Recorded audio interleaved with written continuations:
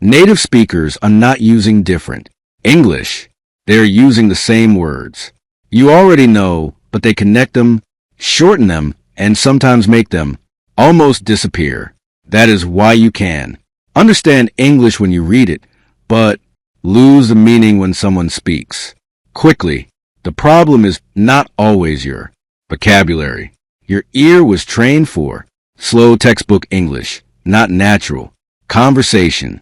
This audiobook will train you to hear connected words, reduced sounds, and the hidden patterns of fast English. Listen carefully, repeat the examples, and stay until the final chapter because each chapter will make real English sound clearer. The words were never truly missing. Your ear simply had not learned how to catch them. Let us begin training the English ear. Chapter 1. Why native English sounds completely different. The first mistake many English learners make is believing that spoken English should sound exactly like written English. You see a sentence on the page, every word is clear, every letter is visible, and your mind expects the speaker to pronounce each word separately. But when a native speaker says the same sentence, naturally, the words seem to change shape. Some become shorter, some connect together, and some become so weak that you can barely hear them. This does not mean the speaker is using different vocabulary. It means spoken English follows a different rhythm from written English. Imagine the sentence, "What are you going to do?" When you read it, you may hear every word clearly inside your mind. What are you going to do? But in a real conversation, it may sound closer to "What are you going to do?" A learner may hear this and think, "I do not know these words," but the words are familiar. The sound is unfamiliar. This is the first important lesson of this audio book. Your listening problem is often not a word problem. It is a sound pattern problem. For years, you may have studied English mainly with your eyes. You read vocabulary lists, grammar, books, subtitles, and written exercises. Your brain became good at recognizing the visual form of words. You know what going to looks like, but your ear may not immediately recognize going to. You know what wanna means, but when someone says wanna, your brain needs extra time to connect the sound with the meaning. Native speakers do not usually speak word by word. They speak in groups of meaning. These groups are called thought groups or speech chunks. Instead of producing 6 separate words, the speaker sends one connected message. Consider this sentence. I need to talk to you about something. A careful learner may expect, I need to talk to you about something, but natural speech may sound more like, I need to talk to you about something. The words are still there, but they no longer have strong walls between them. English becomes a river, not a row of separate boxes. Your job is not to force native speakers to place those walls back. Your job is to train your ear to recognize the words inside the river. Another reason native English sounds different is that not every word receives equal stress. English has strong words and weak words. The strong words usually carry the main meaning. The weak words connect the message. Listen to this sentence. I sent the email to your manager this morning. The most important words are usually sent, email, manager, and morning. The smaller words to your, and this may be spoken more quickly and softly. A native speaker does not give every word the same energy. Music, the speaker creates rhythm by moving from one strong word to the next. You may hear, I sent the email to your manager this morning. The strong words act like lights on a road. Even when the smaller words become weak, those lights help you follow the direction of the sentence. This means you should stop trying to hear every sound with equal attention. Instead, begin by catching the strongest words.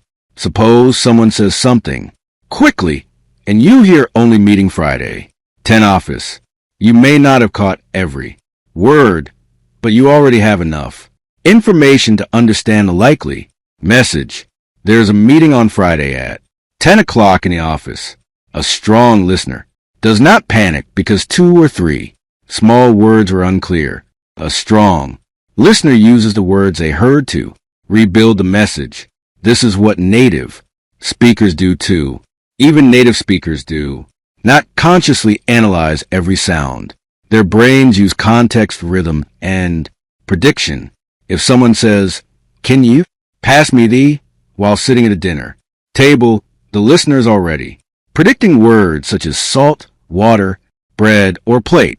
The brain does not wait passively. It prepares for the most likely meaning. You must begin training the same skill when you listen to English. Do not ask only which exact word did I miss. Also ask, what is the speaker talking about? What words would make sense here? Which strong words did I hear? This keeps your mind moving forward. Many learners lose an entire sentence because they become trapped by one missing word. The speaker says 10 words. The learner understands the first 3, misses the fourth, and then mentally stops while the learner is trying to remember the fourth word. The speaker finishes the sentence and begins another one. The real problem was not the missing word. The real problem was stopping. From now on, when you miss a word, stay with the speaker. Do not mentally walk backward. Keep collecting meaning from the words that come next. Very often, the rest of the sentence will explain the part you missed. Let us practice this idea. Imagine you hear, "I was going to call you, but I got caught up at work." Perhaps you do not understand caught up. Do not stop. Listen to at work. Now you know the speaker was probably busy and could not call. You understood the situation even without understanding every expression. Now imagine she turned the offer down because the salary was too low. Perhaps you misturned the offer down, but you clearly hear salary was too low.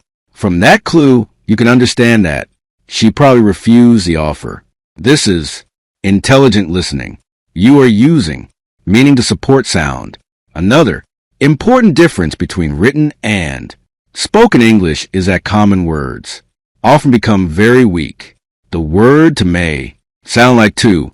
I need to go may sound like I need to go. The word for may sound like for. This is for you may sound like this is for you. The word and may sound like n. Bread and butter may sound like bread and butter. The word of may sound like a vi or sometimes almost disappear. A cup of coffee may sound like a cup of coffee. These weak forms are not lazy English. They are normal English. Native speakers reduce small words because the listener can predict them. The important information usually lives in the stronger words, so the grammar words become lighter. Think about music. A song does not give every beat the same power. Some beats are strong and others are soft. English speech works in a similar way. The strong beats carry the message and the weak beats help the sentence flow. If you expect every word to sound strong, natural speech will always feel too fast.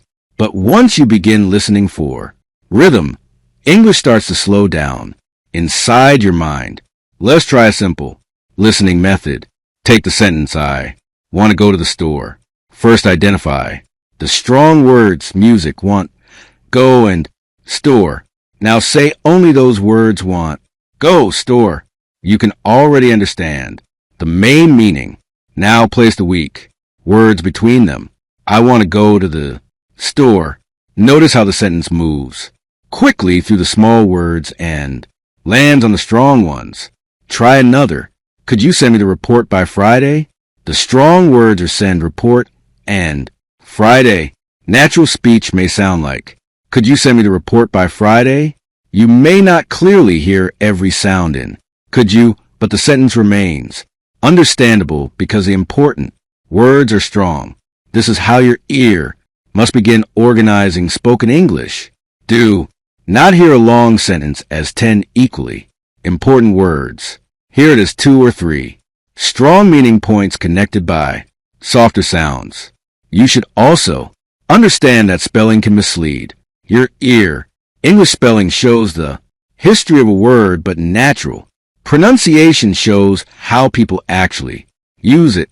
The word comfortable may look like 4 clear parts, but many speakers say something closer to comfortable. The word different may sound like different. The word probably may sound like probably. If you only know the spelling, the spoken form can feel like a new word. That is why every new vocabulary item should be learned in 2 forms. How it looks and how it sounds naturally. When you learn a word, do not only read it silently. Listen to it in a full sentence. Notice which sounds are strong, which become weak, and how it connects with the words around it. The word alone may be easy. The word inside a sentence is the real listening challenge. For example, you may easily recognize the word did, but in the question, what did you say? The phrase, did you may sound like did you? Music, what did you say becomes what did you say? A learner waiting for a perfect did. You may miss the question.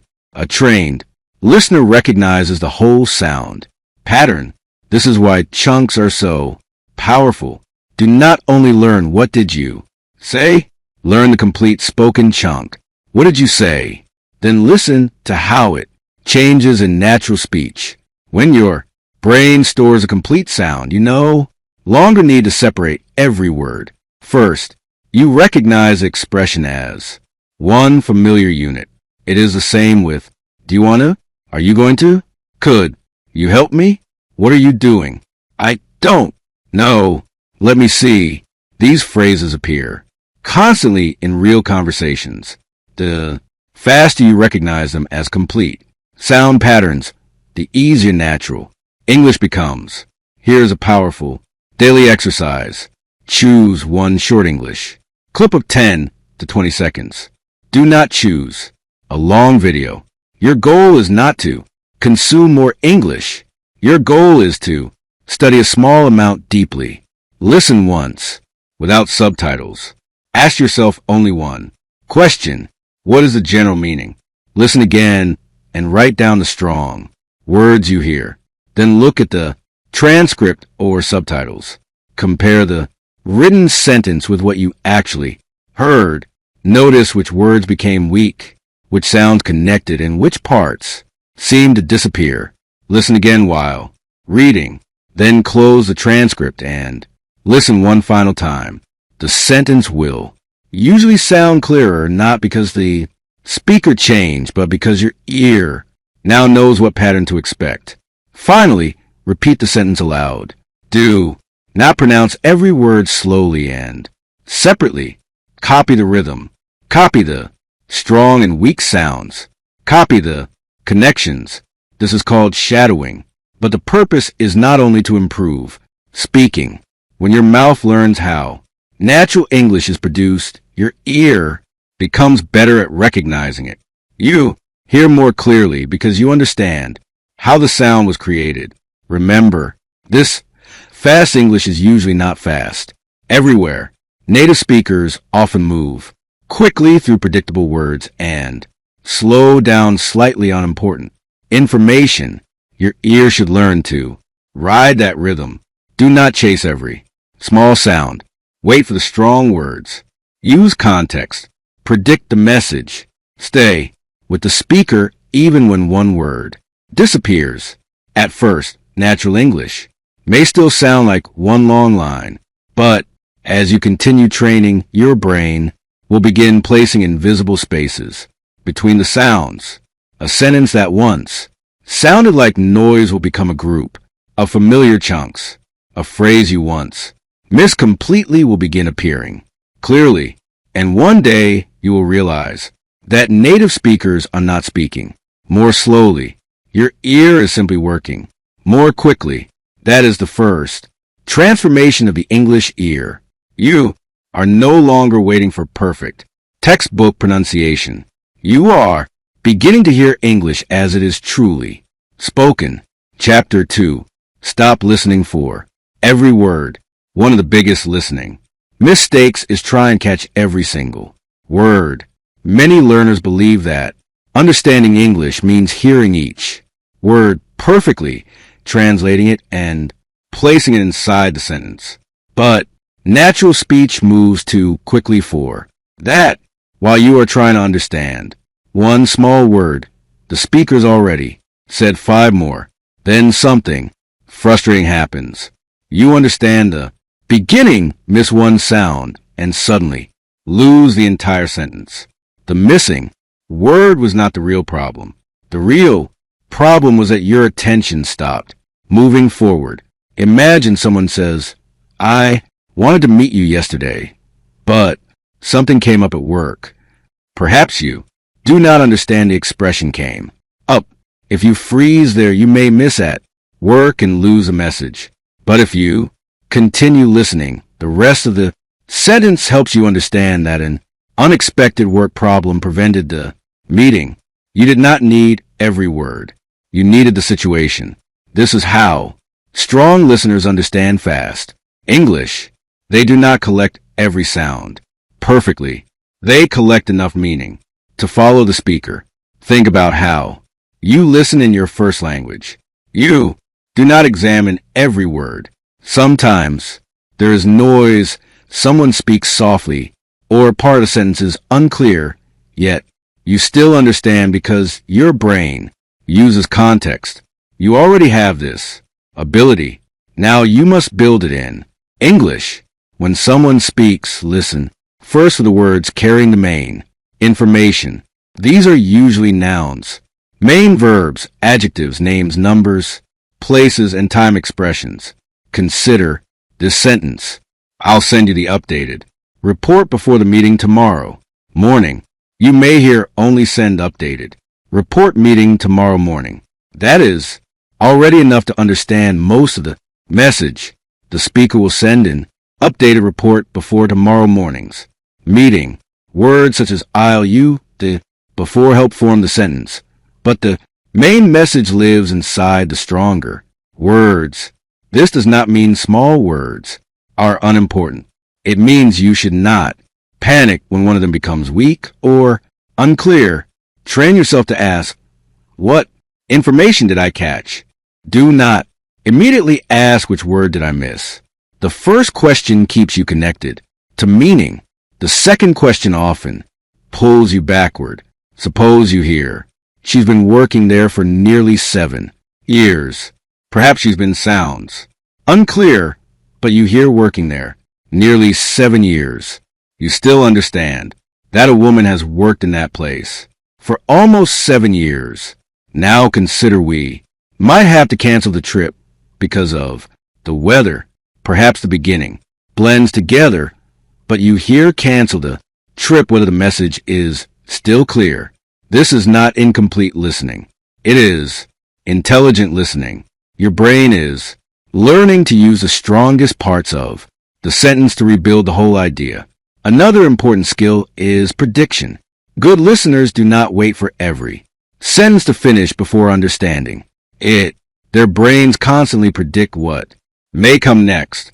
If someone says, I'm feeling tired, so I think I'll go too, your brain may predict bed, sleep, or rest. If someone says, the traffic was terrible, so I arrived, you may predict late. Prediction makes listening faster because your brain is not starting from zero with every new word. You can train this ability by pausing short English clips before the speaker finishes a sentence. Ask yourself what word or idea would logically come next. Your answer does not need to be exact. The goal is to make your mind active. Listening should not feel like standing under a waterfall and hoping to catch every drop. It should feel like following a road and noticing important signs. The speaker's topic is one sign. Their tone is another. The words you already heard are more signs. The situation Emotion and likely result also guide you. Imagine someone says, I studied all night, but when I saw the exam paper, my mind went completely even. Before hearing the last word you can predict blank. Why? Because the earlier words prepared your brain for that. Meaning, this is how real listening works. Understanding does not come only from the ears. It comes from the ears. Memory, context, and prediction working together. You must also learn to remain calm when a word disappears. Many learners react to one unclear sound as though they have failed. Their mind says, I missed it. I cannot understand. Fast English. That emotional reaction makes the next sentence even harder to follow. Instead, tell yourself, I missed one word, not the entire message. Continue listening. The missing part may become clear from what comes next. Even when it does not, you can often understand enough to remain inside the conversation. Let us practice. Imagine you here. Could you put these documents on my desk before lunch? Perhaps could you put these? Sounds like one fast group, but you clearly hear documents desk before lunch. What is the likely message? Someone wants the documents placed on a desk before lunchtime. Now listen mentally to this. I didn't buy the jacket because it was far too expensive. Perhaps you didn't buy, but you hear jacket far too expensive. The reason tells you the result. The person probably did not purchase the jacket. This is why context is powerful. A sentence often explains itself. To train this skill, use short audio without subtitles first. Listen once and write down only the words you clearly hear. Do not stop the audio after every second. Let the full sentence reach you. Then ask yourself what the speaker probably meant. After that, check the transcript. You may discover that you heard only half the words but understood almost the entire idea. This teaches your brain an important lesson. Perfect hearing is not required for successful understanding. Next, listen again and notice the words carrying the meaning. Usually those words receive stronger stress. They sound clearer, longer, or louder than the smaller connecting words.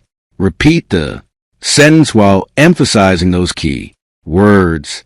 For example, I need to report by Friday.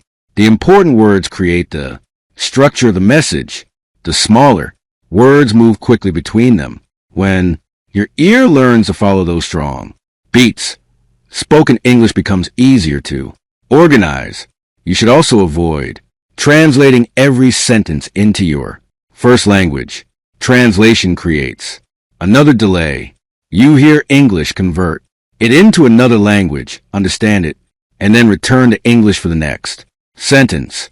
By that time, the speaker has moved ahead. Instead, connect the English sounds directly with pictures, actions, and meaning. When you hear, she opened a window, imagine the action. Do not first build a translation. When you hear the train is already left, picture an empty platform and a departing train. Meaning is faster than translation. At first, your mind may still translate automatically. Do not fight it aggressively. Simply practice understanding simple sentences through images and situations. Over time, the direct connection will become stronger. Remember, listening is not a spelling test. You do not need to prove that you heard every small word. You need to stay with the speaker, catch the important information, and understand the direction of the message. From now on, when one word disappears, do not allow your attention to disappear with it. Keep moving. Catch the next strong word. Use the topic. Use the situation. Predict what makes sense. The sentence may not become perfectly clear, but the meaning can still reach you. That is the second transformation of the English ear. You are no longer chasing every word. You are learning to follow the message. Chapter 3. Hear the small words. Native speakers reduce. Some of the most difficult words to hear in English are not long or advanced words. They are small common words you already know. Words such as to, for, and, of, can, have, you, your, are, and they appear in almost every conversation. When you read them, they look simple. But when native speakers talk naturally, these words often become shorter, softer, and faster. That is why a sentence can contain only familiar vocabulary and still sound confusing. You may read, I want to talk to you for a minute. Every word is easy, but in natural conversation, it may sound closer to I want to talk to you for a minute. The sentence did not lose its meaning. The speaker simply gave more energy to the important words. Want, talk, and minute, while the smaller words became weak. This is one of the most important secrets of fast English. Native speakers do not pronounce every word with the same strength. English has a rhythm. Important words usually receive stress, while predictable grammar words are often reduced. Music, when your ear expects every word to sound clear and complete, these reductions feel like missing language. But once your ear learns the common patterns, you begin hearing familiar words inside, sounds that once seemed unclear. Let us begin with the word to. When to is stressed or said alone, it may sound clear. Who did you give it to? But inside a normal sentence, it often sounds more like to. I need to leave may sound like I need to leave. I'm going to call her may sound like I'm going to call her. And in very common expressions, going may become going. To, while one may become wanted to. I'm going to study may sound like I'm going to study. I want to help may sound like I want to help. You do not need to force yourself to use every informal reduction. When you speak, your first goal is recognition. You need to understand that when you hear going to, the speaker is usually saying going to, and when you hear wanna, the speaker is usually saying want to. Now consider the word for. When spoken clearly, it sounds like for, but in normal speech, it often becomes softer, sounding closer fair. This is for you may sound like this is for you. I've been waiting for an hour. May sound like I've been waiting for an hour. If your ear is waiting for a strong perfect for, you may think the word disappeared. It did not disappear. It simply became weak because the speaker assumed the listener could understand it from the sentence. The same thing happens with and in natural conversation and is often reduced to a short end sound. Bread and butter may sound like bread and butter. Come and see may sound like come and see. You and I may sound like you and I. When you first hear this, it may feel as though the speaker skipped a word, but the rhythm and meaning still tell your brain that and belongs there. Now listen to the word of. An expression such as a cup of coffee, it may become extremely weak. A cup of coffee can sound like a cup of coffee. A lot of people may sound like a lot of people. Kind of difficult may sound like kind of difficult. Again, these are common spoken forms. They are not separate vocabulary words. They are familiar word groups spoken quickly. This is why learning English only through spelling can create a listening gap. Your eyes know the written phrase, but your ears have not yet connected it with a natural sound. Another common reduction happens with you. When you follow certain consonants, the sounds may blend together. Did you often sounds like did you what did you say? May sound like what did you say? Could you may sound like could you help me? Sound like could you help me would you? May sound like would you like? Some coffee may sound like would you like some coffee? A learner may hear duh or could ya and search for a new word, but these are not new words. They are connected versions of words you already know. The same pattern can happen with you're what your name may sound like. What's your name is this your bag may sound like Is this your bag? The word is still there, but it has become smaller because it is not carrying the main message. Now consider when can is. Positive and unstressed it often sounds.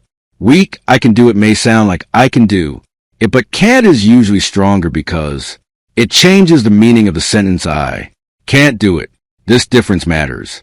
Sometimes learners hear the weak form of can and think the speaker did not say it. Instead of listening only for the vowel, pay attention to the whole sentence and the speaker's stress. If the sentence is, I can meet you tomorrow, the important words may be meet and tomorrow. The word can maybe vary quick, but the positive meaning remains clear from the complete message. Words such as have, has, and had can also become difficult to hear, especially in perfect tenses. I should have called you may sound like I should have called you. Some speakers reduce it even further, making should have sound close to should have. You could have told me may sound like you could have told me, or you could have told me. He must have forgotten may sound like he must have forgotten. These forms are especially confusing because learners sometimes write should have or could have after hearing them.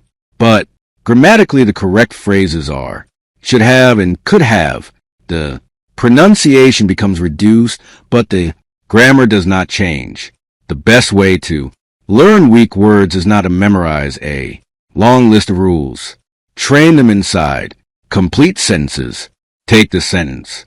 I could have sent it to you. First say it slowly and clearly. I could have sent it to you. Now notice the important words could sent and music you. In natural speech, it may sound closer to I could have sent it to you. Listen to the sentence as one message. Do not try to catch 6 perfect separate words. Now, try do you want to come with us? Natural speech may sound like do you want to come with us? The first sound may be unclear, but want to come with us gives you enough information to understand the invitation. This is where context becomes powerful. Even when a small word is difficult to hear the sentence, structure helps you predict it. If you hear I'm waiting, your brain knows that for probably belongs in the gap. If you hear I need or speak or your knowledge of common English patterns helps you restore I need to speak to you. Strong listening is not only hearing sounds, it is combining sounds with grammar, context, and familiar expressions. Here is a simple exercise you can use every day. Choose one short sentence from a film, podcast, interview, or learning video. Listen once without reading. Write down what you think you heard. Then look at the transcript and circle the small words you missed. Listen again and notice how those words were reduced. Were they softer, shorter, connected to another word? Did a vowel disappear? Did 2 words sound like one? Then repeat the complete sentence aloud, copying its rhythm rather than reading every word with equal strength. For example, I have to finish it before Friday. Do not say, I have to finish it before Friday. Instead, allow the smaller words to move quickly. I have to finish it before Friday. The goal is not to develop a fake accent. The goal is to understand the rhythm that created the sound. When your mouth learns a reduction, your ear recognizes it more easily. You should also listen to the same short sentence several times. Repetition is not a sign of weakness. It is how your brain creates a stable connection between written English and spoken English. The first time you may hear noise. The second time you may catch the strong words. After reading the transcript, you begin noticing the reduced words. By the final listening, the sentence may suddenly sound obvious. The speaker did not slow down. Your ear learned the pattern. Remember that you do not need to pronounce every reduction exactly like a native speaker. Clear speech is more important than forced speed, but you must become familiar with reductions if you want to understand natural conversations, because real English is filled with weak forms. From now on, when a common word seems to disappear, do not assume that your listening has failed. Ask yourself how that word may have changed. Perhaps it became to, perhaps it became fair, perhaps and became an, perhaps did you became did. You, perhaps should have became should, have. These small changes explain a large part of why native English sounds fast. Music, that is the third transformation of the English ear. You are no longer expecting every word to arrive in its full dictionary form. You are learning to hear the quiet words hiding inside natural speech. Chapter 4. Separate the words native speakers. Connect. One of the strangest experiences in English listening happens when you hear a long sound, search your vocabulary, and cannot find the word anywhere. You replay the sentence, but it still sounds as though the speaker used a completely unfamiliar expression. Then you read the transcript and discover something surprising. The speaker did not use a difficult word. They used 3 or 4 simple words you already knew. The problem was not vocabulary. The words were connected so closely that your ear could not find the spaces between them. Written English gives you clear boundaries. You can see where one word ends and the next word begins. Spoken English does not show those spaces. The sound continues moving, and your brain must decide how to divide it. Consider this sentence. Turn it off. When you read it, you see 3 separate words. Turn it off. But in natural speech, it may sound closer to turn off. The final sound of turn connects directly to it, and the final sound of it connects with off. Instead of hearing 3 separate boxes, you hear one smooth stream. If your ear expects a pause after every word, natural English will always seem faster than it really is. Native speakers are not necessarily speaking at an impossible speed. They are simply removing the spaces your eyes expect to see. This chapter will teach you how to find those invisible spaces. Again, the first important connection happens when one word ends in a consonant sound and the next word begins with a vowel sound. A consonant is a sound such as T, D, K, P, N, M, or S. A vowel is a sound such as A, E, I, O, or U. When a consonant comes before a vowel, the consonant often seems to move forward and join the next word. Look at pick it up. When spoken slowly, you may hear pick it up. In natural speech, it may sound closer to pick up. The final K in pick connects the vowel at the beginning of it. Then the final T in it connects to the vowel at the beginning of up. Your ear may hear something like one unfamiliar word, pick it up, but the speaker is simply saying pick it up. Now, consider take it away. This may sound like talk away. The final sound of take joins it, and the final sound of it joins away. When learners hear this for the first time, they often search for separate words inside the sound, but because they are dividing the sentence in the wrong places, nothing makes sense. Imagine writing the sound like this, take it away. You could divide it incorrectly, take it away or take it away. But once you already know the phrase, the boundaries become clear. Take it away. The sound did not change. Your brain changed the way it organized the sound. This is why listening improves. So suddenly after you see a transcript, music, the transcript teaches your mind where the invisible spaces belong. Try another sentence. Can I ask you something? Natural speech may sound like, can I ask you something? The final N in can connect smoothly with the vowel sound in I. Then I flows directly into ask. The first part may sound almost like one word. Can I ask? A learner may wait to hear can I ask, but a native speaker may give you can ask. The words are still present. Their borders have disappeared. Listen mentally to put it on. It may sound like Puritan or Puritan depending on the speaker and accent. The final sounds connect so closely that a learner may not hear put it and on as separate units. Now think about the sentence leave it open. This may sound like leave it to pen. The final V and leave connects with it, and the final T in it connects with open. Again, the sentence becomes one chain of sound. This is the first pattern you must train.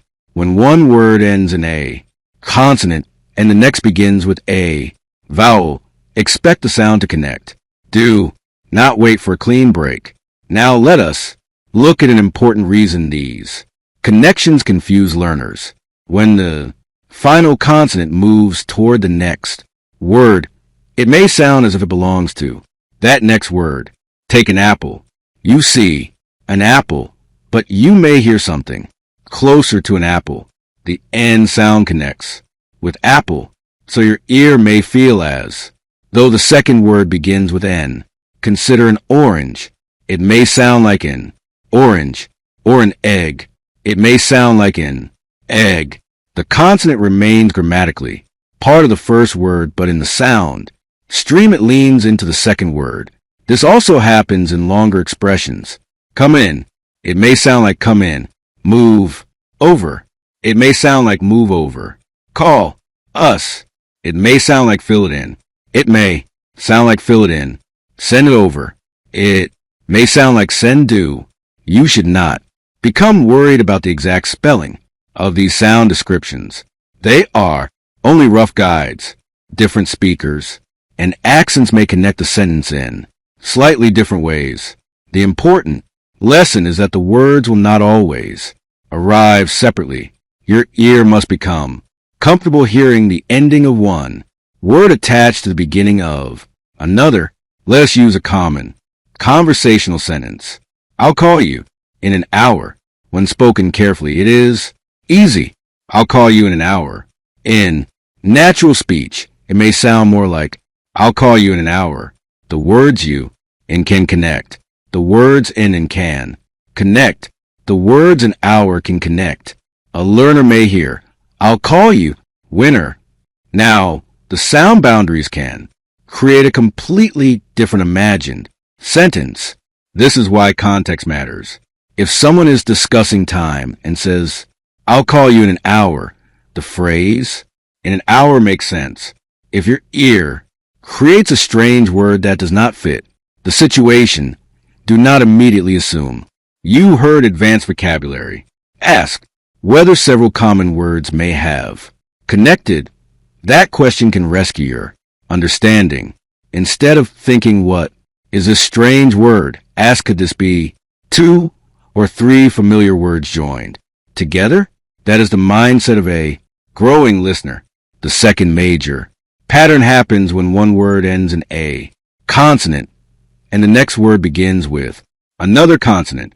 In this situation, native speakers do not always pronounce both sounds with full strength. Sometimes the first sound becomes softer. Sometimes the two sounds are produced together. Sometimes one sound changes slightly because the mouth is already preparing for the next word. Consider music. Good morning. A careful pronunciation may sound like good morning, but natural speech may sound closer to good morning. The final D may become very light because the mouth quickly moves toward the M sound. This does not mean that the word good became goo in the speaker's mind. The sound is simply less complete. Now look at best friend. You may expect best friend, but the final T may become difficult to hear. Best friend, the T is caught between the S and F sounds, producing every soundly would interrupt the flow, so the speaker may soften or almost lose a T. Consider next week. This can sound like next week. The final T and next may be very weak. Last night may sound like last night. Old man may sound like old man. Help me may sound like help me with the sounds touching each other closely. These changes can make familiar words difficult to recognize. You know the word last, but when the T becomes weak before night, your ear may not connect last night with the written phrase last night. Do not expect every final consonant to be released clearly. A released consonant is a sound produced with a noticeable ending. For example, when someone says, stop very carefully, you may hear a small release after the P, but inside a sentence such as stop talking, the speaker may hold the P very briefly and move directly into the T of talking. The word remains understandable, but the final sound is not fully released. The same may happen in keep going, big, problem, bad decision, take care, sit down. The mouth is constantly preparing for the next sound. Spoken English is not created one word at a time. It is created as one moving physical action. Your lips, tongue, jaw, and breath are already moving toward the next word before the current word is completely finished. That is why the words influence each other. When you understand this connected speech stops looking careless. It becomes logical. The speaker is choosing the easiest path from one sound to the next. Now let us explore what happens when the same or a very similar sound appears at the end of one word and the beginning of the next. Consider big game. The first word ends with G and the second word begins with G. A learner may expect two separate G sounds big game, but native speakers often hold one longer G sound rather than clearly producing it twice. By game, the two sounds merge into one connection. Now try black coffee. The final K in black and the first C sound in coffee are very similar. Instead of two strong releases, the speaker may produce one longer connected sound. Blah, coffee. Consider stop playing. The final P in stop and the first P in playing may merge. Stew playing or nice. Sandwich. The final S sound in nice and the beginning of sandwich connect closely. Knee sandwich. The words remain separate in grammar and meaning, but their matching sounds create a bridge. This can make the sentence seem shorter than it appears in writing. A written sentence may contain 15 sounds, but the spoken version may not pronounce each one separately. Matching sounds can merge. Weak sounds can reduce in words, can connect. That is why written English and spoken English can feel like different systems. Let us look at a longer example. I need to talk to Tom tomorrow. On the page, the word boundaries are clear. In natural speech, you may hear, I need to talk to Tom tomorrow. The final K in talk moves quickly toward the T in to. The word to becomes weak. Then it connects with Tom. If you try to listen for every word separately, the middle of the sentence may disappear. But if you listen for meaning chunks, it becomes easier. I need to talk to Tom tomorrow. The sentence contains three useful pieces. The action need to talk to music, person Tom, the time tomorrow. Even if the connection between talk to Tom sounds fast, the strong meaning words help you follow it. This is why rhythm and word boundaries must be learned together. Strong words often tell you where the important parts of the sentence are. Connected weak words move between them. Now, consider a sentence from a real workplace conversation. Could you send it over when you get a chance? A careful learner may expect 8 clearly separated words, but a natural speaker may produce something closer to could you send it over when you get a chance. Several processes are happening at once. Could you becomes connected. Send it becomes connected. It over becomes connected. When you becomes weaker, get becomes connected. The sentence may initially sound too fast, but it is built from very common pieces. Once you train those pieces, the entire sentence becomes easier. Let us break it into chunks. Could you send it over when you get a chance? Now say the first chunk slowly. Could you send it over? Then allow the words to connect. Could you send it over now? The second chunk. when you get a chance. Natural speech may sound closer to when you get a chance. The goal is not to memorize a strange spelling. The goal is to connect the natural sound with the real written words. A transcript shows you what the speaker said. Careful listening teaches you how those words changed. Repetition builds a bridge between the two. This is the listening bridge many learners never build. They study spelling and vocabulary, but they do not spend enough time comparing written sentences with their natural sound. As a result, their eyes know thousands of words that their ears cannot recognize quickly. You must teach your ear the spoken identity of the words you already know. Let us examine another common sentence. What do you want to eat? A learner may expect. What do you want to eat? Natural speech may sound closer to what do you want to eat? Several words have connected and reduced, but the central message remains simple. What do you want to eat? You already know every word. The challenge is hearing the complete sound pattern instead of learning the words separately. Learn the question as one useful chunk. What do you want to eat? What do you want to drink? What do you want to watch? What do you want to do? The ending changes, but the beginning often follows the same connected pattern. When your brain recognizes what do you want as one familiar sound group, you do not need to analyze every word. You simply wait for the final information. Eat, drink, watch, do. This is how chunk recognition makes listening faster. Fluent listeners do not rebuild every familiar sentence from individual pieces. They recognize common groups instantly. Think about your own name. When someone says your name quickly, you do not analyze every letter. You recognize the whole sound. The same must happen with common English expressions. How are you doing? What are you talking about? Where are you going? Do you know what I mean? Let me know when you arrive. I'll see you in a minute. These phrases should become familiar sound units. The more often your ear meets them, the less effort they require. Let us focus on do you know what I mean?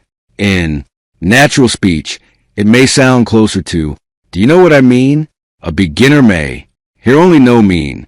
An improving learner may hear do you know mean? A trained listener recognizes a complete chunk instantly.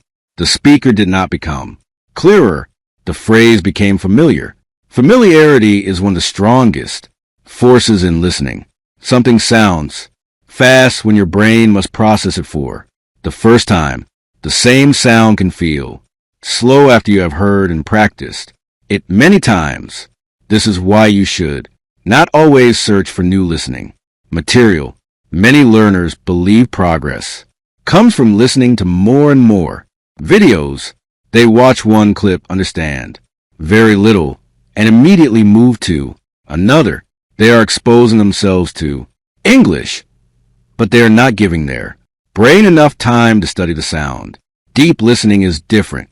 You take a short piece of natural speech and stay with it. You listen without text. You notice what you can hear. You check the transcript. You mark the word connections. You listen again. You repeat the sentence. You return to it later without the transcript. That short sentence becomes part of your listening system.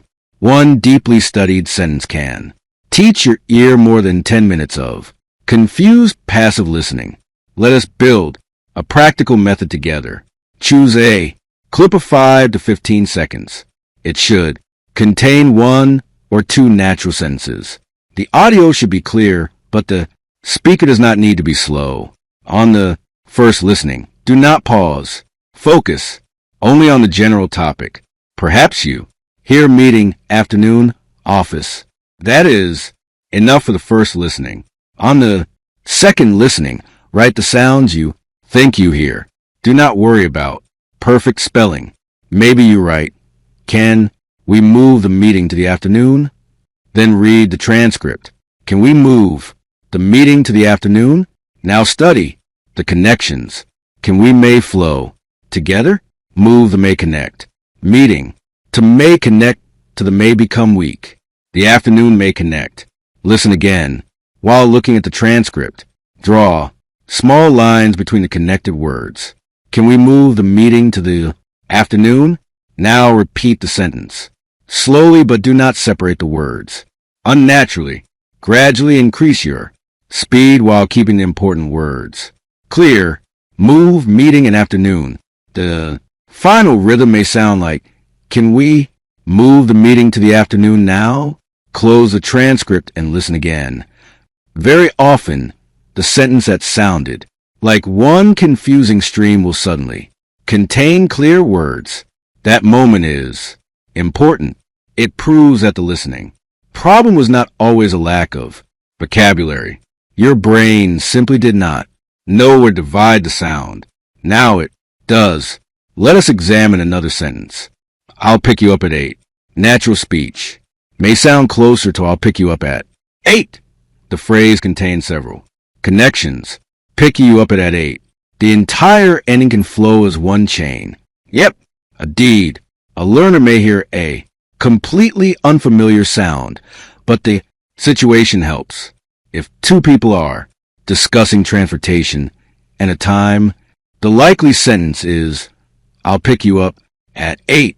Context gives your brain possible boundaries. This leads to another powerful listening habit. Listen for the situation before trying to identify every sound. If people are discussing food, the unclear phrase may involve ordering, cooking, eating, or paying. If they're discussing work, the unclear phrase may involve meetings, reports, deadlines, or clients. If they are discussing travel, expect words about tickets, times, gates, hotels, or transport. Context reduces the number of possible meanings. It helps your brain divide the sound correctly. Imagine hearing, I need to check in at the airport. Without context, the connected sound might be confusing. But when you know the person is discussing travel, check in at the airport becomes easy to predict. Now imagine, can you send me the file by Friday? In a work context, the phrase, send me the file, is highly likely. Prediction does not replace listening. It supports listening. Your ear gives your brain partial sound. Context gives possible meaning. Grammar gives possible structure. Familiar chunks help place the boundaries. All of these systems work together.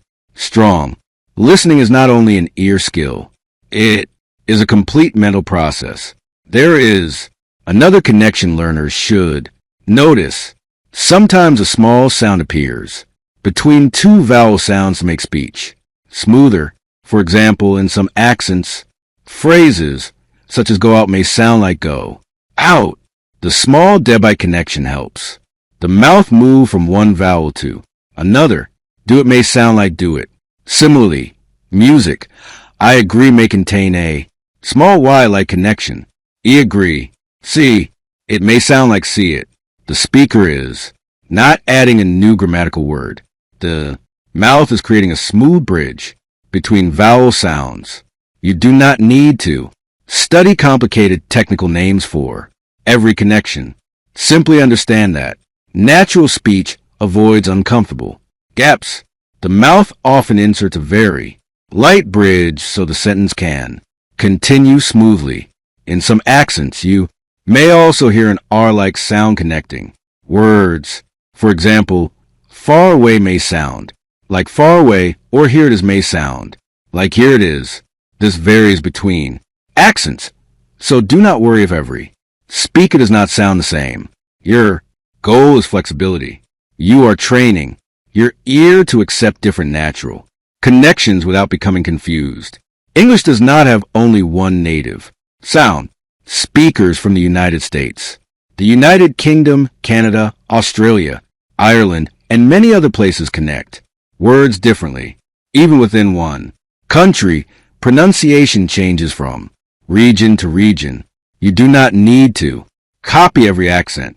You need to understand the general principle. Words influence the sounds around them.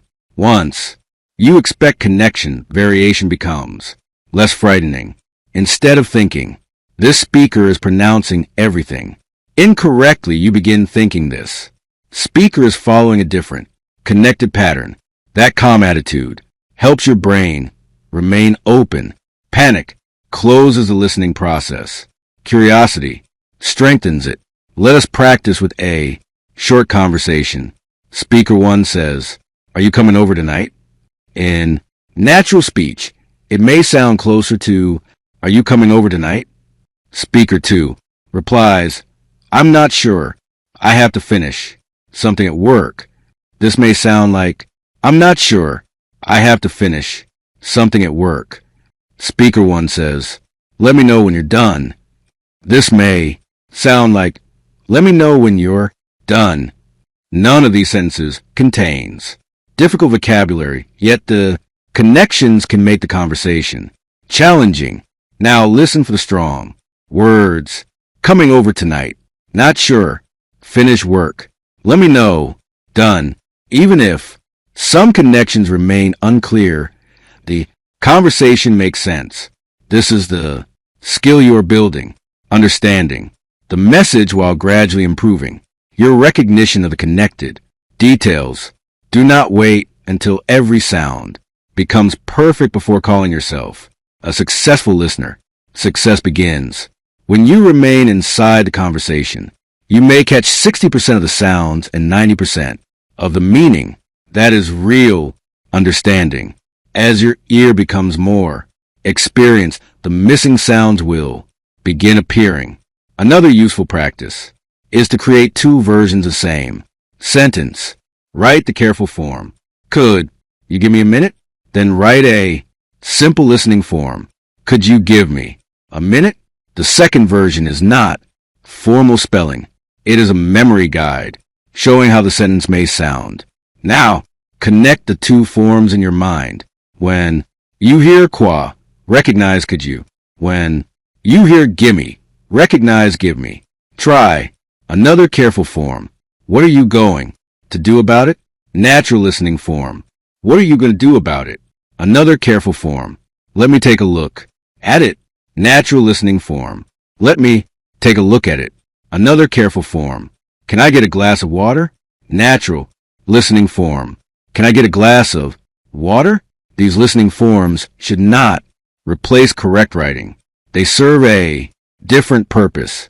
They teach your ear that the written sentence may have a smoother spoken identity. A word can have one spelling but several natural sound forms. Your eyes know the spelling. Your ear must learn the family of possible sounds. Now let us speak about shadowing. Shadowing means listening to a short sentence and repeating it closely after the speaker.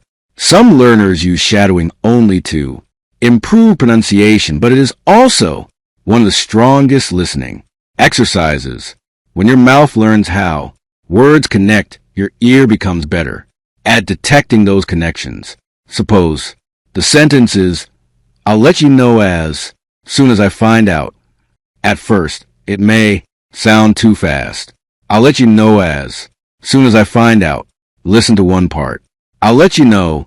Repeat it. Notice how let you may sound like let you. Now, listen to as soon as I find out. Notice how as I and find out connect.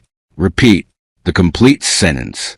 "I'll let you know as soon as I find out." Do not rush. First, copy the rhythm slowly. Then, increase the speed naturally.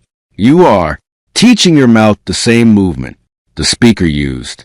When you later hear that movement, your brain recognizes it faster. Production and recognition support each other. You hear better when you know how the sound is made. But be careful. The goal is not to swallow every word or become unclear. Clear pronunciation remains important. You are learning natural flow, not careless speech. Begin with clarity, then allow natural connections. A good speaker does not pronounce every word separately, but they also do not destroy the message.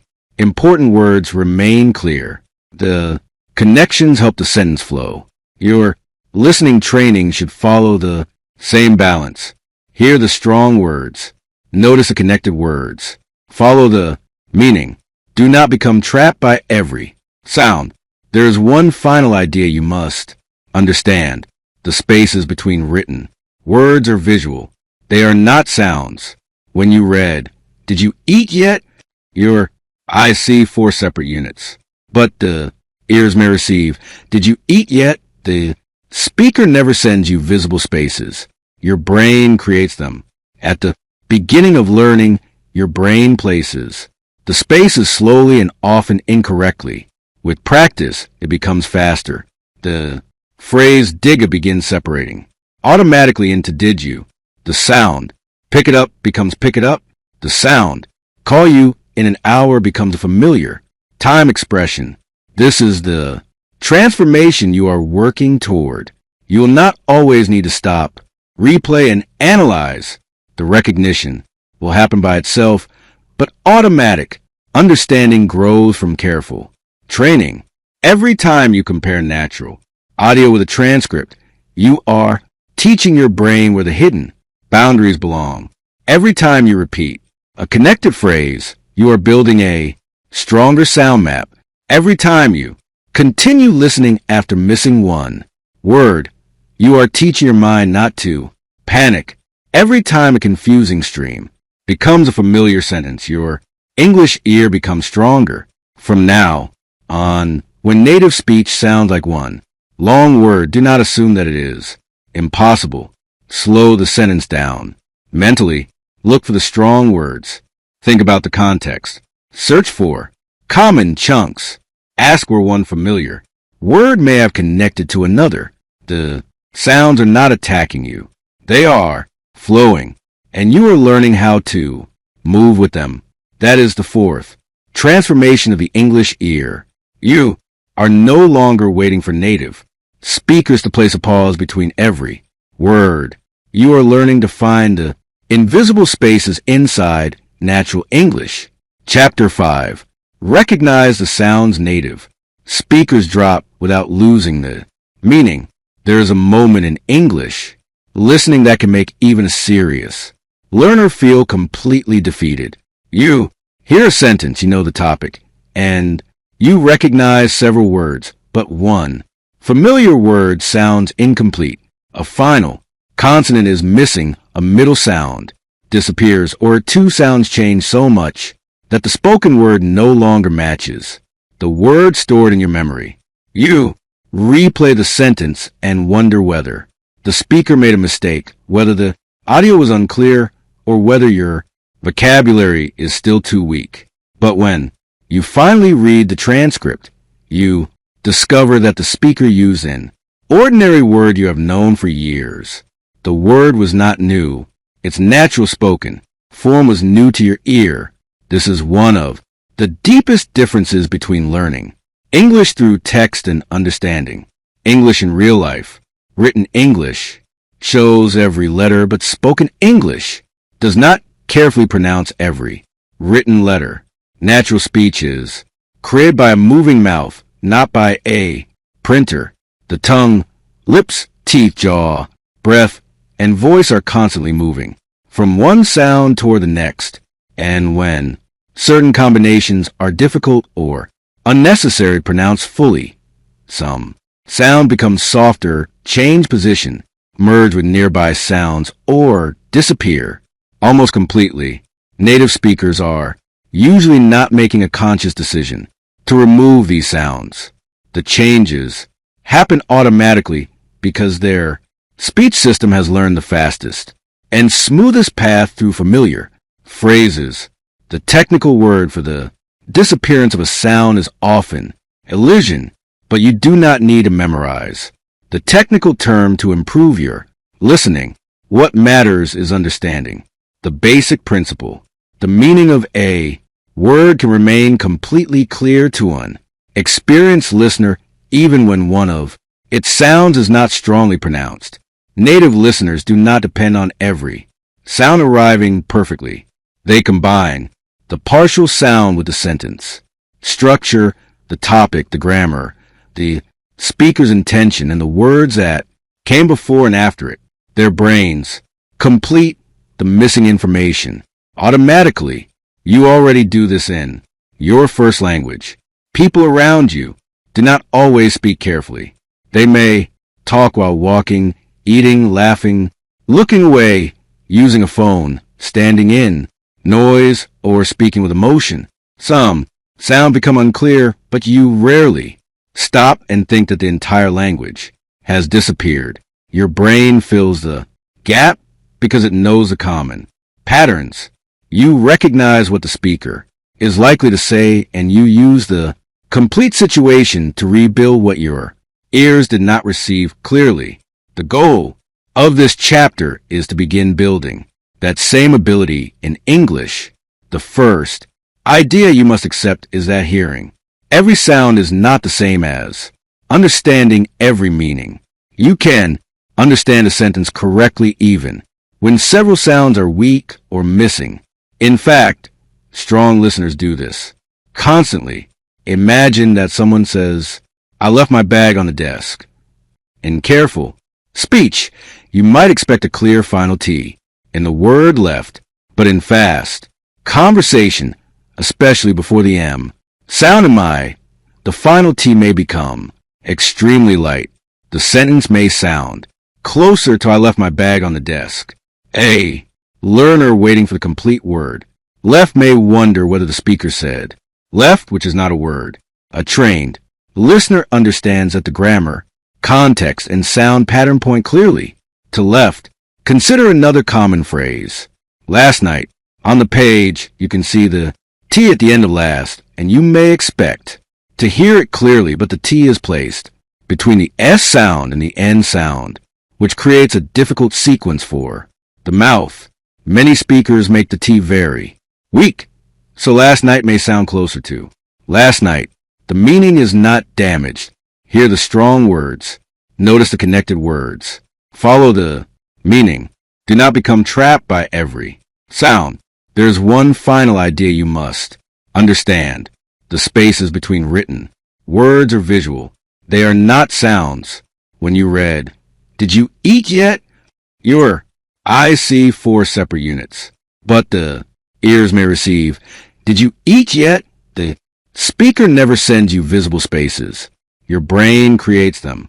At the beginning of learning, your brain places the spaces slowly and often incorrectly. With practice, it becomes faster. The phrase "digga" begins separating automatically into "did you." The sound "pick it up" becomes "pick it up." The sound "call you in an hour" becomes a familiar time expression. This is the transformation you are working toward. You will not always need to stop, replay, and analyze. The recognition will happen by itself, but automatic understanding grows from careful training. Every time you compare natural audio with a transcript, you are teaching your brain where the hidden boundaries belong.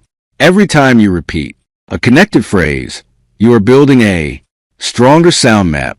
Every time you continue listening after missing one word, you are teaching your mind not to panic.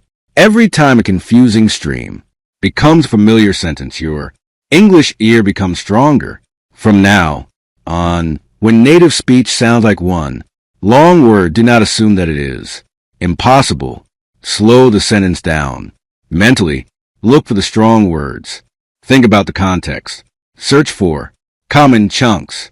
Ask where one familiar word may have connected to another. The sounds are not attacking you. They are flowing, and you are learning how to move with them. That is the fourth transformation of the English ear. You are no longer waiting for native speakers to place a pause between every word. You are learning to find the invisible spaces inside natural English. Chapter 5. Recognize the sounds native speakers drop without losing the meaning. There is a moment in English listening that can make even a serious learner feel completely defeated. You hear a sentence, you know the topic, and you recognize several words, but one Familiar word sounds incomplete. A final consonant is missing. A middle sound disappears. Or two sounds change so much that the spoken word no longer matches the word stored in your memory. You replay the sentence and wonder whether the speaker made a mistake, whether the audio was unclear, or whether your vocabulary is still too weak. But when you finally read the transcript, you discover that the speaker used an ordinary word you have known for years. The word was not new. It's natural spoken. Form was new to your ear. This is one of the deepest differences between learning English through text and understanding English in real life. Written English shows every letter, but spoken English does not carefully pronounce every written letter. Natural speech is created by a moving mouth, not by a printer. The tongue, lips, teeth, jaw, breath, and voice are constantly moving from one sound toward the next. And when certain combinations are difficult or unnecessary to pronounce fully, some sound becomes softer, change position, merge with nearby sounds, or disappear almost completely. Native speakers are usually not making a conscious decision to remove these sounds. The changes happen automatically because their speech system has learned the fastest and smoothest path through familiar phrases. The technical word for the disappearance of a sound is often elision, but you do not need to memorize the technical term to improve your listening. What matters is understanding the basic principle. The meaning of a word can remain completely clear to an experienced listener even when one of its sounds is not strongly pronounced. Native listeners do not depend on every sound arriving perfectly.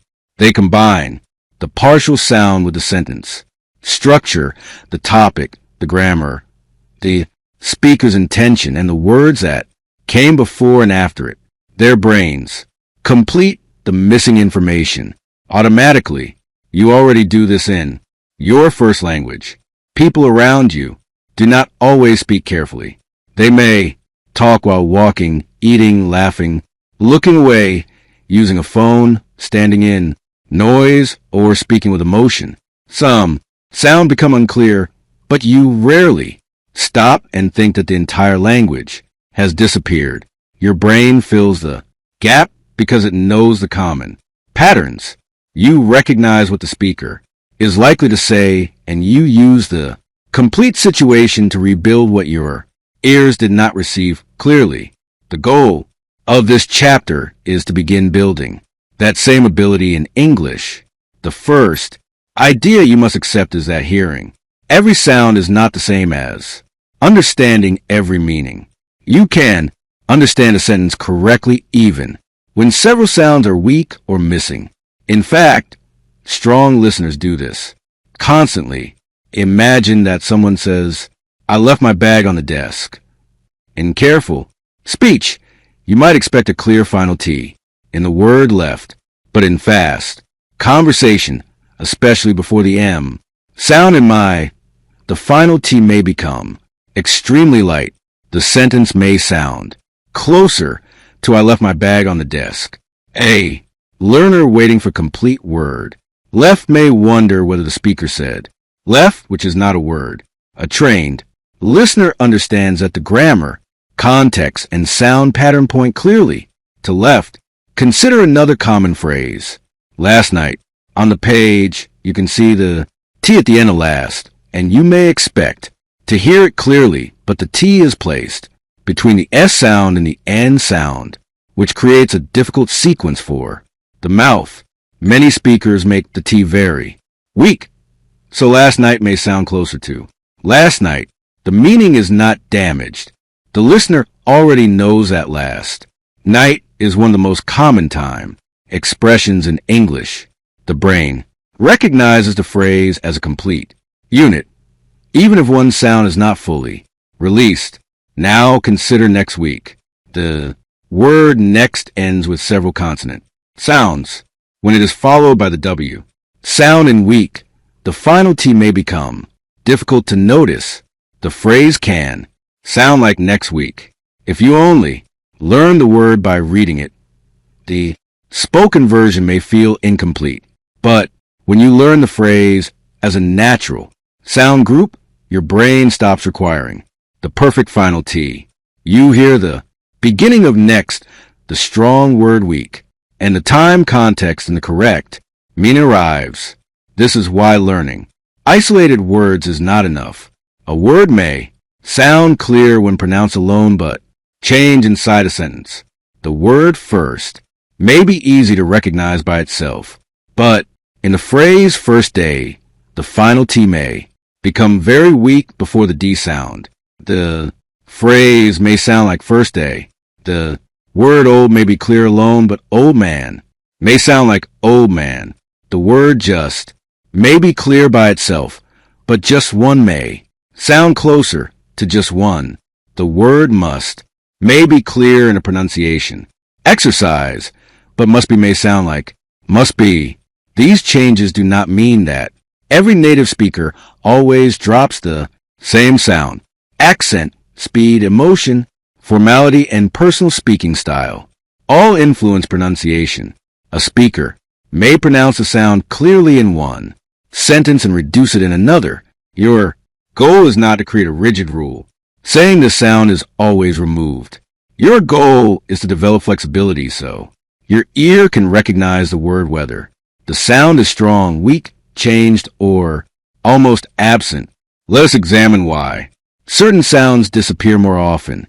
English contains many groups of consonants, and some of these groups are physically difficult to pronounce at high speed. When one word ends with several consonants and the next word begins with another consonant, the mouth sometimes simplifies a movement. A sound in the middle may become weak, because pronouncing every sound separately would slow the speaker down and interrupt the natural rhythm. Take the phrase I asked him. The word asked contains a difficult ending and the next word begins with H.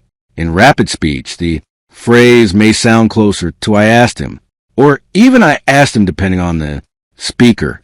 The exact sound can vary, but the sentence remains understandable because the subject I, the verb, position, the following object him, and the context all support the word asked.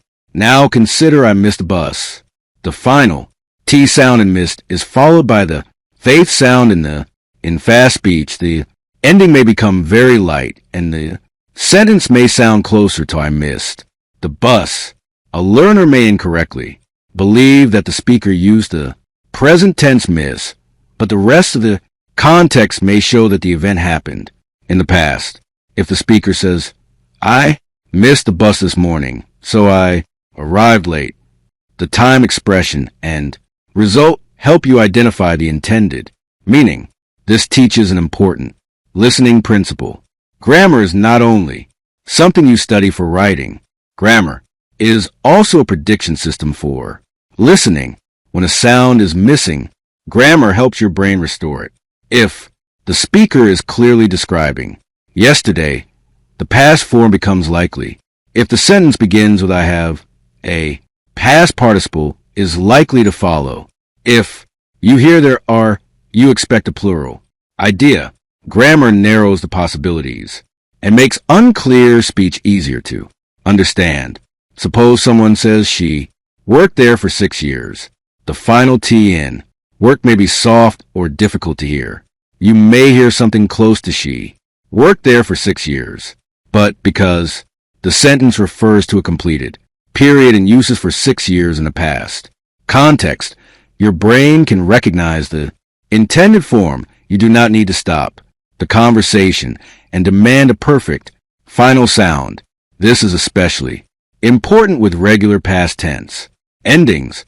The written ending ed does not always sound like a clear extra syllable. In words such as worked, helped, watched, asked, and stopped, the ending may be a short T sound. In words such as played, called, cleaned, and lived, it may be a short D sound. In natural speech, those final sounds may connect with the next word or become very light before another consonant Consider I work late. A careful pronunciation might make the ending of work clear, but natural speech may connect it so closely with late that the sentence sounds like I worked late. Now, consider she called me. The final D in called may connect with me, making the phrase sound like she called me. If your ear only recognizes the isolated dictionary form, these natural combinations may confuse you. When you train with complete sentences, the connected sound becomes familiar, plural, and possessive endings can also become difficult to hear. In the phrase 3 months, the final sound of months is physically complex. Some speakers pronounce the full ending carefully, while others simplify it in rapid conversation. You may hear something closer to 3 months or 3 months with a very weak final sound, yet the number 3 already tells you that the noun must be plural. Grammar again supports the sound. Imagine someone says, my friend's car is outside. The possessive S at the end of friends connects directly with car. It may be difficult to identify as a separate sound, but the sentence structure makes the relationship clear. The car belongs to the friend. Strong listeners do not need every grammatical ending to be isolated and emphasized. They use structure and meaning together. Another sound that often becomes weak is at the beginning of common pronouns and helping verbs. Words such as he, him, his, her, have, and as may lose a strong H sound when they appear in the middle of a natural sentence. This can make simple expressions sound surprisingly different. Consider tell him to call me. In careful speech, you hear every word clearly. In natural speech, it may sound closer to tell him to call me. The H in him becomes weak and the final consonant of tell connects to the vowel sound that remains. A learner may hear something like tell him and search for an unfamiliar word, but a trained listener separates it into tell him. Now consider give her the message. This may sound closer to give her the message. The H in her becomes weak, allowing the final V and give to connect smoothly.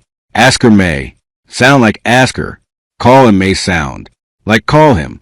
Did he leave may sound closer to did he leave.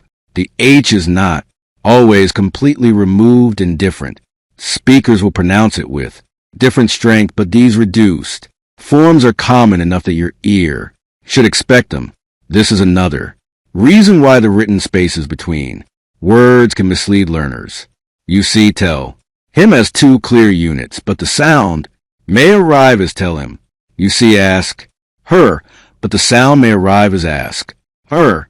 Your brain must learn that one smooth sound can contain 2 familiar words. The helping verb have can also become extremely weak. Consider I should have called.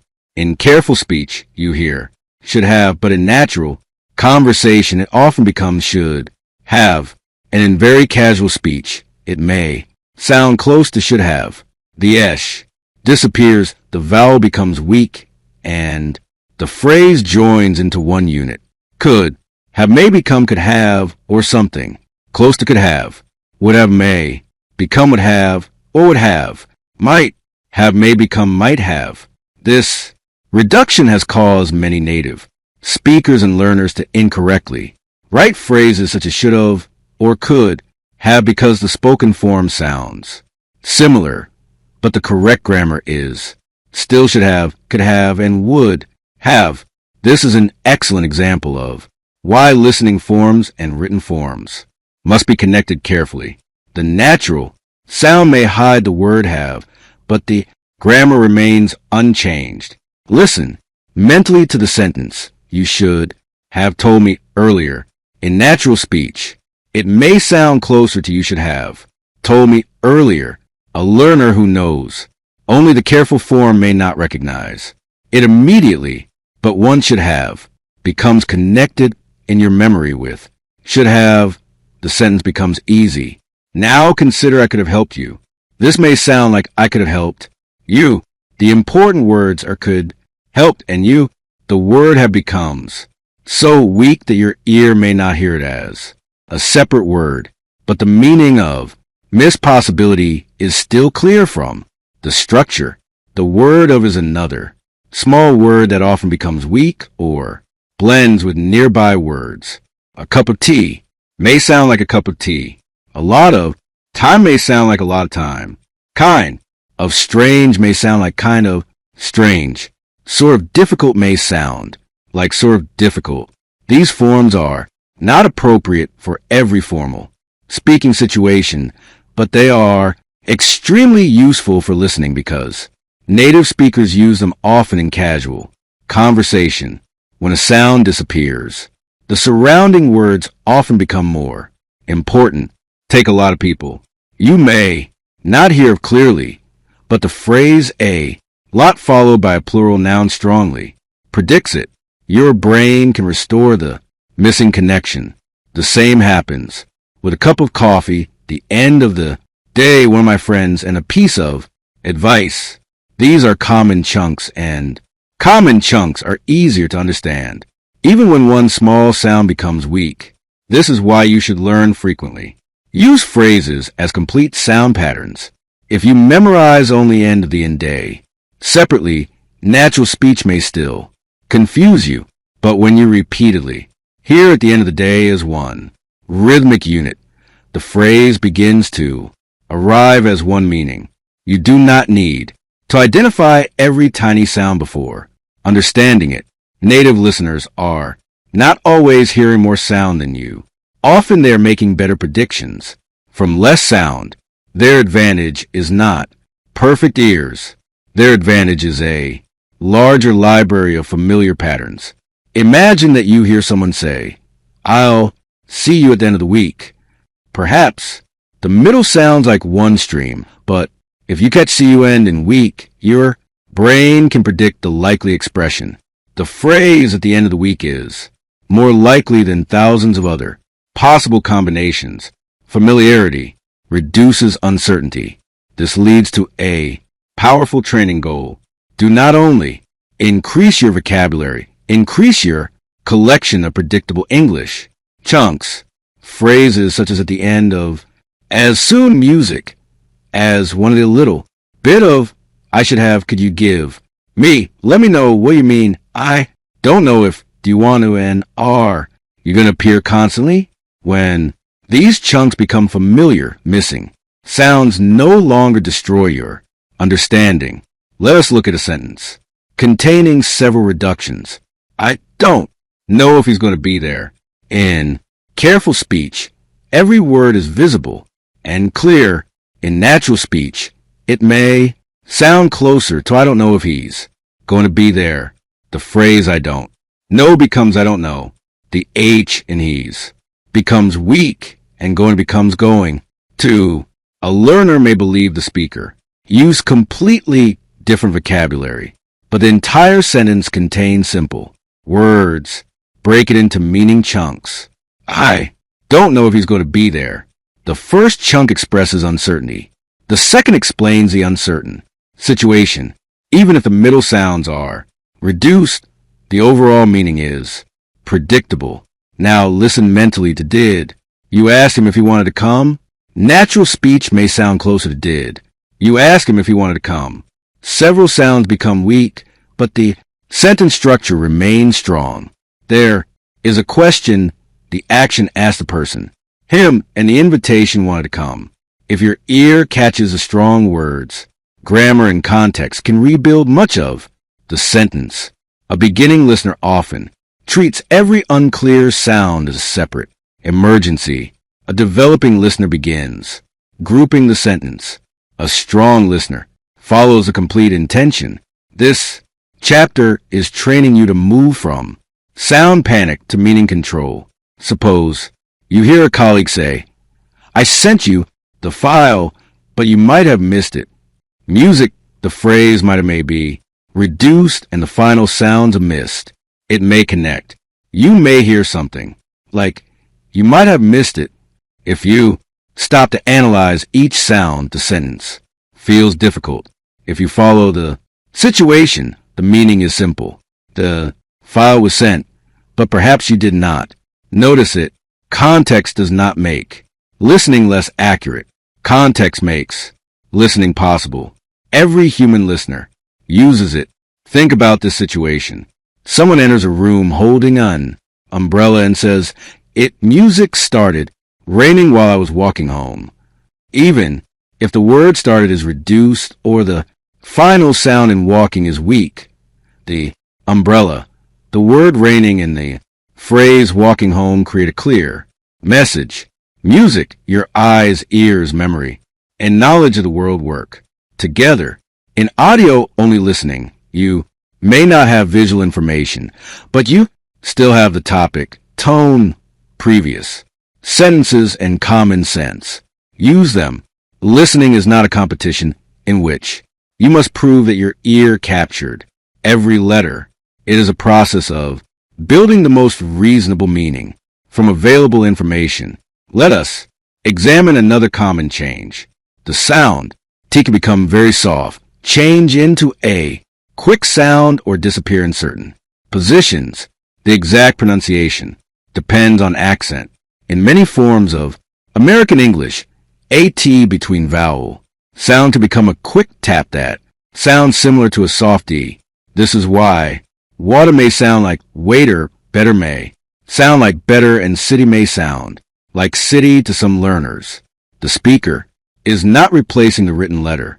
The mouth is producing the sound in a faster, easier way. This can also happen across word boundaries. Get it may sound like get it. Put it away may sound like put it away. What about it may sound like what about it.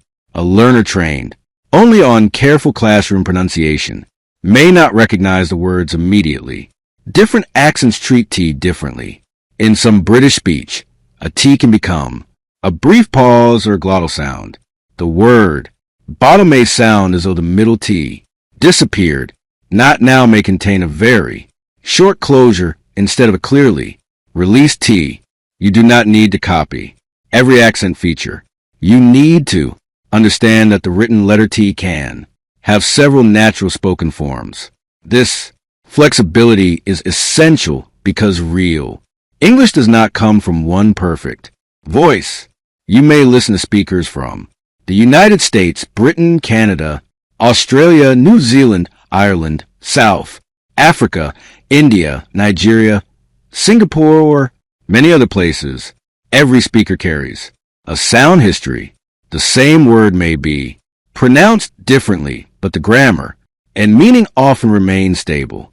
A rigid ear says, this does not match the pronunciation I learned, so I cannot understand it. A flexible ear says, the sound is different, but what word fits this sentence? Flexibility turns unfamiliar pronunciation into solvable information. Take the word probably. In careful speech, it may contain several clear syllables. In fast conversation, many speakers reduce it to something closer to probably. The middle sound becomes smaller. I'll probably call her. Later may sound like I'll probably call her later. If your ear expects every written syllable, the word may seem unfamiliar. The word comfortable can be similar. Learners may expect every syllable suggested by the spelling, but many speakers pronounce it closer to comfort. The word different may sound closer to different.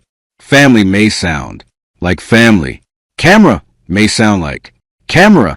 Chocolate may sound closer to chocolate. In some accents, every may sound like every.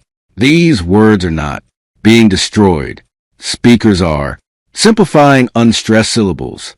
The strong parts remain and familiar. Listeners recognize complete word. This reveals another key principle. Not every syllable receives equal time. In natural English, stressed syllables are clearer and stronger, while unstressed syllables can become very short. A learner may think the speaker is dropping sound, but the speaker is actually protecting the rhythm. Consider interesting. Some speakers pronounce every syllable clearly, but many say something closer to interesting. The middle becomes compressed. Vegetable may sound like vegetable. Restaurant may sound like restaurant or restaurant. Depending on accent, the spelling contains more visible information than the ear receives. The best way to learn these forms is to listen to the word inside several real sentences. Do not depend on one isolated recording. Hear different speakers' speeds and accents. Notice which part of the word remains. Strong. The stable stress part often helps you recognize a reduced form. For example, in probably the beginning, prob is usually strong enough to identify the word. In comfortable, the beginning comf and the ending pattern support recognition. In different, the first syllable diff carries much of the identity. Your ear can learn to recognize the skeleton of the word even when some smaller sounds change. This is similar to recognizing a person from a distance. You may not see every detail of the face, but you recognize the body, shape, movement, clothing, or voice. Listening works the same way. Your brain does not always need every sound. It needs enough identifying information. Let us now discuss how meaning can protect you when sounds disappear. Imagine someone says, "I need to buy a new battery for my phone." Perhaps the word battery sounds like battery and for my becomes weak, but the words by new and phone create a predictable situation. A phone needs a battery. The context supports the unclear word. Now, imagine the meeting has been moved to Thursday. Perhaps has been sounds like 1 week group and the final sound in move connects with 2. You may hear the meeting's been moved to Thursday. The strong words meeting, moved, and Thursday communicate the core message. The smaller sounds carry grammar, music, but you can still understand the event. This does not mean you should ignore grammar forever. As your listening improves, you will begin noticing the smaller forms more accurately, but you should not sacrifice the complete message while chasing them. Meaning comes first, detail comes second. A useful way to train is to listen in layers. During the first listening, focus only on the overall message. During the second listening, identify the strongest content words. During the third listening, focus on the grammar words and endings you missed. During the fourth listening, check the transcript and compare the natural sound with the written form. During the final listening, close the transcript and notice how much clearer the complete sentence has become. This layered process prevents overload. If you try to understand the topic, identify every sound, analyze the grammar, translate the vocabulary, and remember the sentence all at the same time, your mind becomes exhausted. Strong training gives each listening a separate purpose. Let us practice with a sentence. I should have sent the documents before I left the office. On the first listening, you may catch music, sent, documents, left, and office. That gives you the basic story. On the second listening, you notice before, which connects the two actions. On the third listening, you examine should have, which may sound like shoulda, and the final T and left, which may become weak before the after. Reading the transcript, the sound begins matching the written sentence. Now, repeat it naturally. I should have sent the documents before I left the office. This rough sound guide is not formal writing. It simply helps your mouth experience the same reductions your ear must recognize. When you produce the connection yourself, the listening pattern becomes easier to remember. Production and listening are deeply connected. If a sound change feels physically impossible to you, your ear may not recognize it quickly, but after your mouth creates it several times, your brain develops a stronger sound map. Take the phrase, tell him about it. Say it carefully first. Tell him about it. Now allow tell him to connect. Tell him allow about it to connect about it. The complete phrase may flow as tell him about it. When you later hear that same movement, it will feel less mysterious. Try ask her if she's ready. The natural flow may sound closer to ask her if she's ready. Repeat it, but keep the important words clear. Ask ready. You are not trying to sound careless. You are learning how the weak sound fits between strong meaning words. Now try I could have done it. This may sound like I could have done it. The phrase could have becomes one familiar unit. Once it enters your listening memory, you no longer need to search for the missing word have. Another powerful exercise is backward music building. Take a sentence and begin with the final important phrase. Then add the earlier words gradually. For example, music, start with at the station. Repeat it until the connection feels natural. Then say meet you at the station. Finally, say I'll meet you at the station. This helps your mouth and ear manage connected speech without becoming overwhelmed by a long sentence. Try another begin with before the meeting. Then say finish it before the meeting. Finally, we need to finish it before the meeting. Notice how finish it may connect and how the final sound in. It may become light before. The full sentence becomes easier because you built it in manageable chunks. You can also train with disappearing sound. Questions. Listen to a sentence and ask yourself which sound became weak. For example, in last week, which sound may be difficult to hear? The T. In tell, him, which sound may disappear. The H. In should have, which sound becomes weak. The H in much of the vowel in. Have in probably, which syllable may be compressed, the middle syllable. This kind of focused noticing teaches your brain that the sound change is expected, not dangerous. The next time it happens, you are less likely to panic. Panic is one of the greatest enemies of listening. When a sound disappears, some learners immediately believe they have failed. Their attention becomes emotional. They stop following the speaker and begin criticizing themselves while they're thinking, why can't I understand this?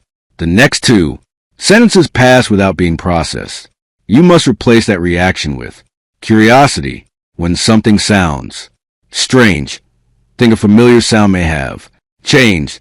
Let me stay with the sentence and look for clues. Curiosity keeps the mind open. Self-criticism closes it. Imagine you are listening to a story and here you must have forgotten the appointment. You do not clearly hear must have, but the words forgotten and appointment tell you that the speaker is making a strong guess about a missed event. The grammar and context reveal the meaning. You can continue following the story without solving every tiny sound immediately. Later during focused practice, you can replay the sentence and study the reduction. Real time listening and study listening have different goals. During real time listening, protect the flow of meaning. During study listening, examine the details. This distinction is extremely important. Many learners use study behavior during real conversation. They try to stop, translate, and analyze every phrase while another person is still speaking. Conversation does not pause for analysis.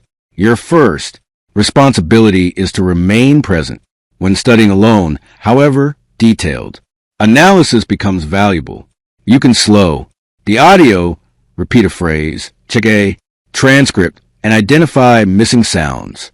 This careful work gradually improves your real-time ability. Deep practice prepares you for fast understanding. Let us look at a common everyday sentence. I don't think he'll be able to make it. In natural speech, don't think may connect. The H in he'll may be weak. Able to may. Reduce and make it may connect. The sentence can sound like I don't think I'll be able to make it. The strong message words are think, able, and make it. The meaning is that the person probably cannot attend or arrive. If you miss the weak H, the message remains recoverable. If you miss the reduced to The grammar and phrase able to restore. It. If make it sounds connected, the social context helps you recognize the expression. Now consider she might have left her phone in the car. In rapid speech, this may sound closer to she might have left her phone in the car. The etch in her becomes weak, and the final T in left may connect or soften. But the strong nouns phone and car, together with the idea of possible location, make the message clear. The learner who depends on perfect pronunciation feels lost. The learner who uses sound, grammar, and context together understands. Another important area is question formation. Questions often contain helping verbs and pronouns that become weak. Did he call you? May sound like did he call you. Has she finished? May sound like has she finished, or with a very weak H sound. Have you seen it? May sound like have you seen it. Are you ready? May sound like are you ready? The important information often comes later in the question. Call finished. Seen. Ready? If you miss the exact form of the helping verb, keep listening. The final content word may reveal the question's purpose. This does not mean that helping verbs are unimportant. They can carry time, possibility, and grammatical meaning, but during fast listening, the speaker structure and context often allow your brain to recover them. Over time, repeated exposure makes the reduced forms easier to hear directly. Statements with contractions can also confuse learners. He's working may contain he is while he's finished may contain he has. The contraction sounds similar, and the following word tells you the grammatical meaning. If the next word is an ing form, he's likely means he is. If the next word is a past participle, it may mean he has. Consider, she's gone home. The sound is clear, but the full word has is not separately pronounced. Grammar helps you understand. She has gone home, and she's going home. The same sound represents she is. The next word completes the meaning. Strong.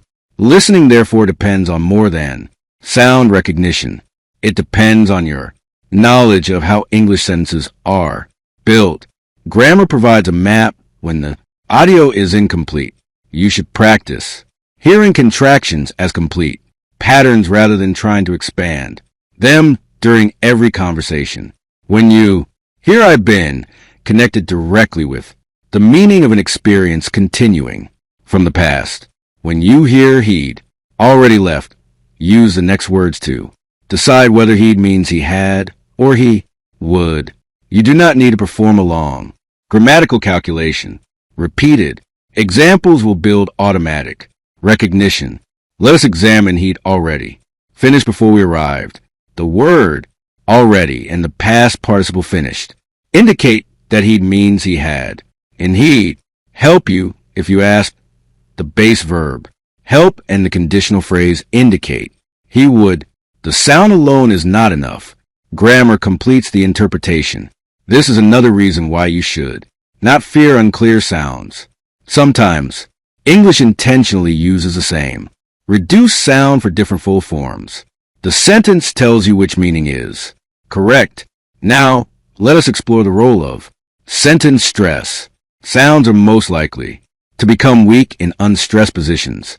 A word that is important or contrasted can suddenly become strong again. For example, the word can is often reduced in a normal positive sentence. I can do it may sound like I can do it, but when the speaker wants to emphasize ability, can become strong. I can do it. The sound changes because the meaning focus changes. The word to is often reduced to but it can become strong when contrasted. I said to him, not about him. The word have may be weak as a helping verb, but strong when it carries the main meaning of possession. I have the key. This teaches you that reductions are connected to meaning. Speakers do not simply remove sounds randomly. They weaken predictable information and strengthen important information. Listen for the strong beats They often reveal the speaker's intention. If the speaker says, I thought you were bringing it, the stress on you shows contrast. If they say, I thought you were bringing it, the action is being corrected. If they say, I thought you were bringing it, the object is emphasized. The smaller sounds may disappear around those strong words, but the stress pattern guides the meaning. This is why rhythm training is essential. If you listen to English as a flat line of equal words, every reduction feels like damage. If you hear strong and weak beats, the changes become natural. Take the sentence, I should have called you before I left.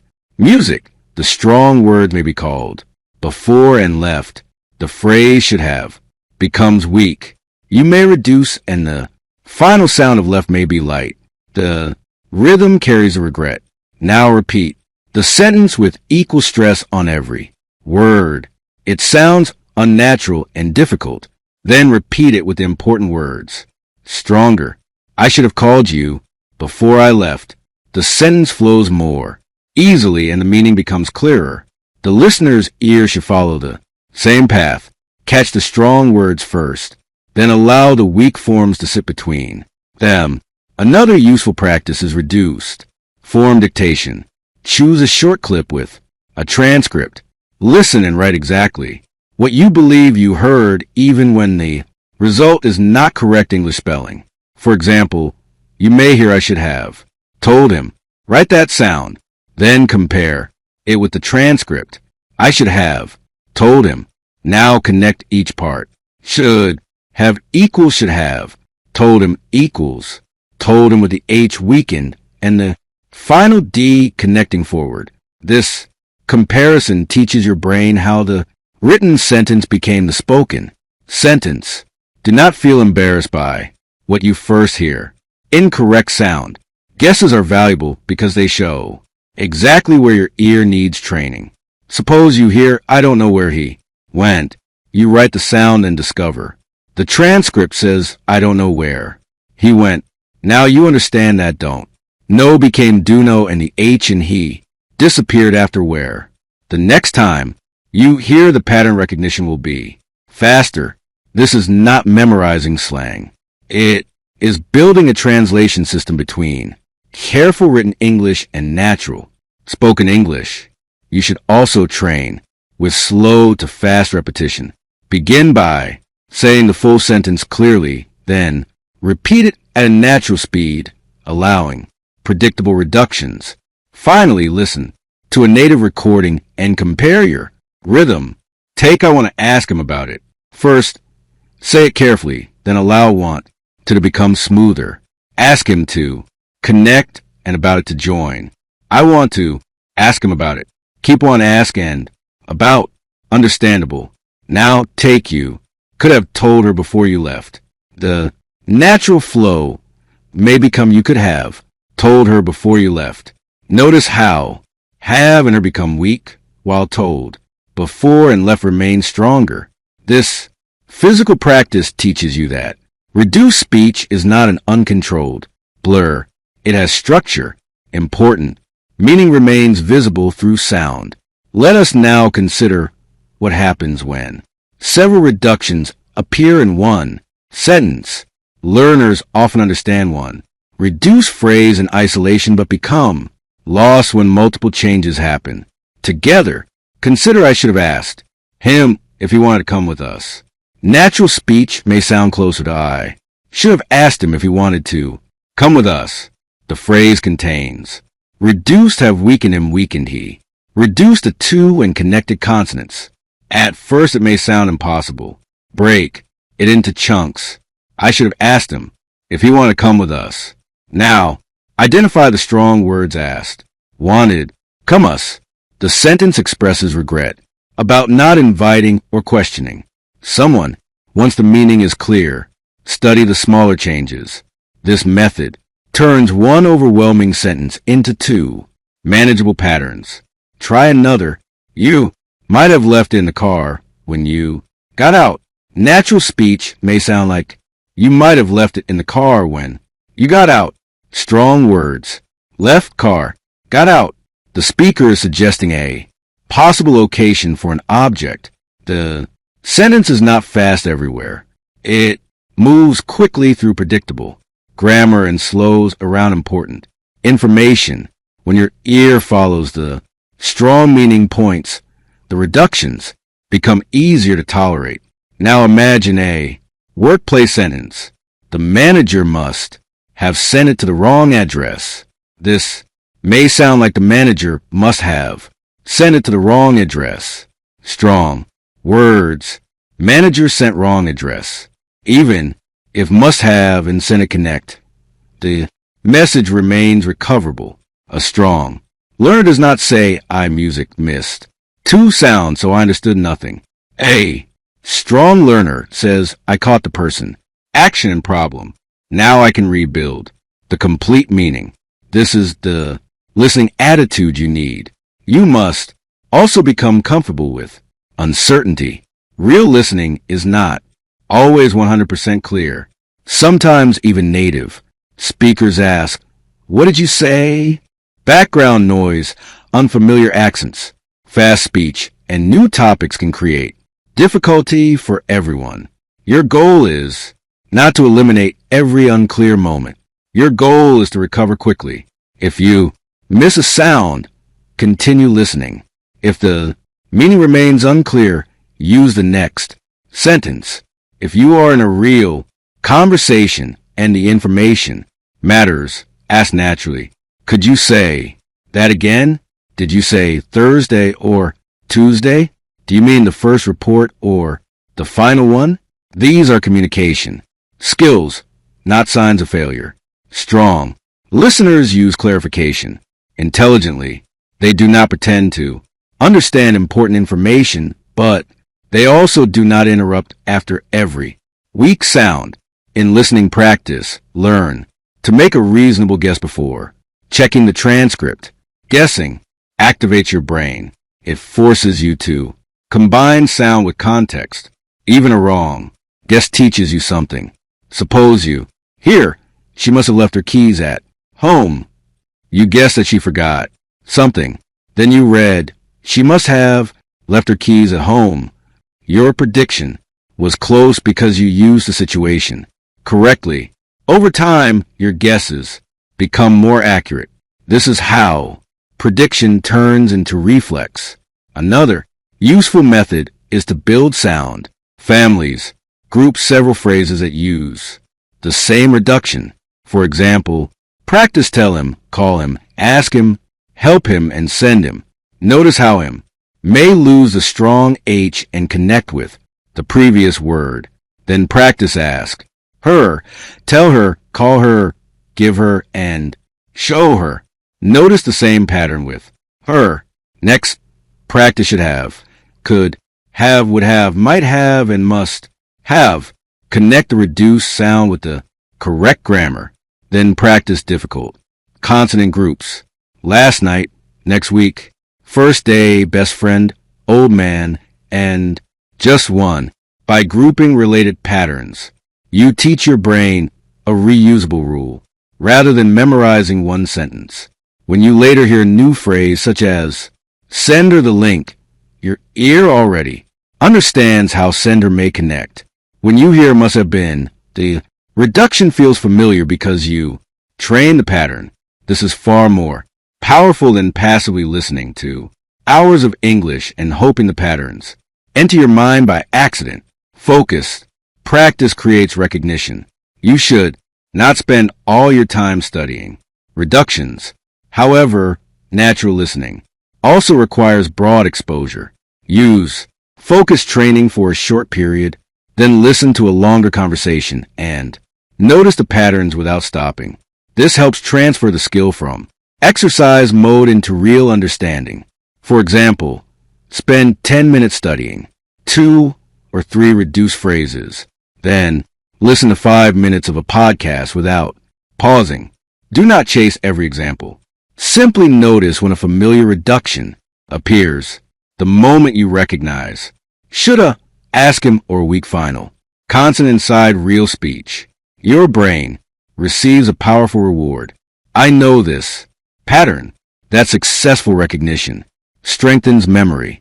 Repeated success. Changes your listening confidence. Fast.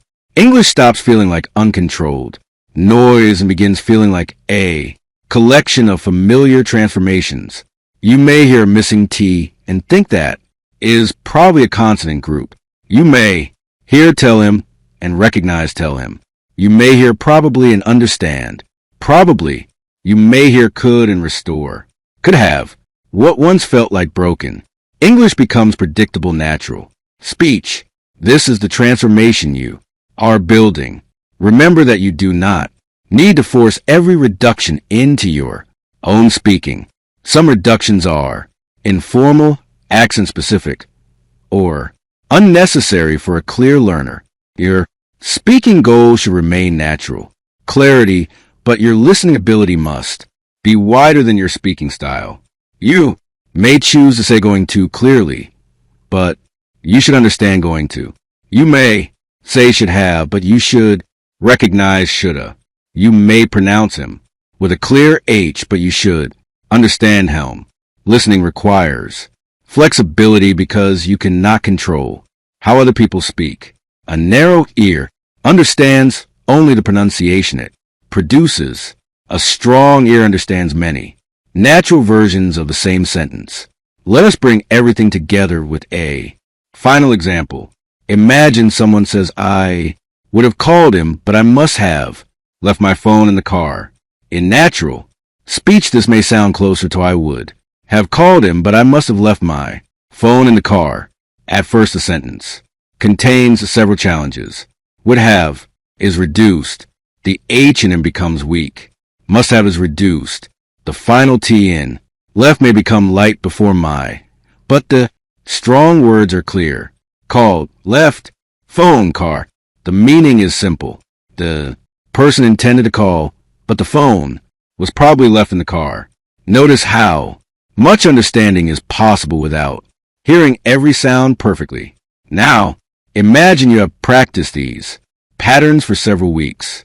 The sentence no longer feels damaged. Your brain automatically restores the reduced forms.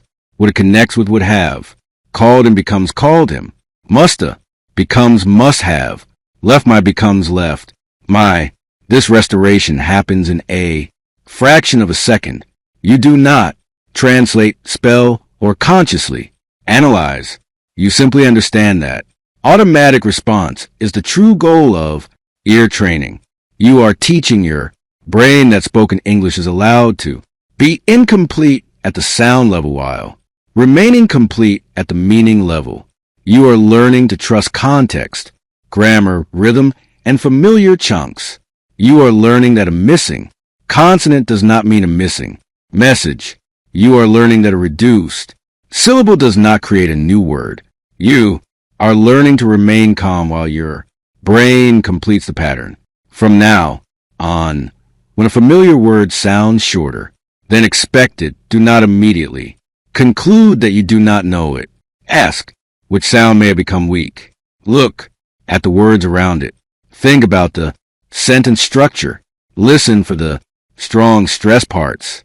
Allow context to support your ear. When a final T disappears, the word may still be there. When an H becomes silent, the pronoun may still be there. When it becomes a tiny sound, the grammar may still be there. When an unstressed syllable is compressed, the complete word may still be there. The sound can become smaller without making the meaning smaller. Continue training with short clips. Compare natural audio with accurate transcripts. Mark the sounds that change. Repeat the sentence aloud. Listen again without reading. Return to the same sentence the next day and test whether your ear recognizes it faster. Do not measure progress only by the number of new videos you watch. Measure it by the number of confusing sound patterns that become familiar. Every pattern you understand removes another wall between you and real English. One day you will hear a speaker reduce several sounds inside a sentence, and your mind will not panic. You will understand the message immediately. You may not even notice that the sounds were missing until you study the sentence. Later, that is what fluent listening feels like. The ear receives less than the full written form, but the brain creates the complete meaning. That is the fifth transformation of the English ear. You are no longer demanding that every speaker pronounce every sound perfectly. You are learning to recognize complete English inside incomplete sounds. Chapter 6. Train your ear with chunks, not single words. Many learners spend years collecting English words, but they still struggle to understand natural speech. They know the meaning of thousands of words when those words appear alone, yet they become confused when the same words appear inside a real conversation. The reason is simple. Native speakers do not usually speak one isolated word at a time. They speak in groups of meaning, and those groups arrive as complete sound patterns. A fluent listener does not always hear a sentence by identifying the first word, then the second word, then the third word, and slowly join them together. That process would be too slow for natural conversation. Instead, the brain recognizes familiar groups almost instantly. Consider the phrase, "What do you mean?" A beginner may try to hear for separate words, "What do you mean?" But in natural speech, the phrase may sound closer to what you mean if your brain is waiting to identify each word separately. Music, the sound may feel too fast, but once the entire phrase becomes familiar, you recognize it as one unit. You do not need to analyze every sound. You hear the phrase and understand the meaning immediately. This is the power of chunks. A chunk is a group of words that frequently appears together and carries one useful meaning. It may be a complete expression, part of music, a sentence, a common question, a grammar pattern, or a phrase used in a particular situation. Examples include, "I don't know. Do you want to let me know? At the end of the day, as soon as possible. What are you doing? I was going to say, could you help me? I'm not sure. Do you know what I mean?" You already know the individual words inside these phrases, but knowing the words is not enough. Your ear must learn the complete rhythm and natural sound of the phrase. Take "I don't know." In careful speech, it contains three clear words. In natural conversation, it may sound like "I don't know." A learner who only knows the written words may believe that "do know" is a new vocabulary item, but a listener who has trained the chunk recognizes it instantly. Now, consider "let me know." Natural speech often sounds closer to "let me know."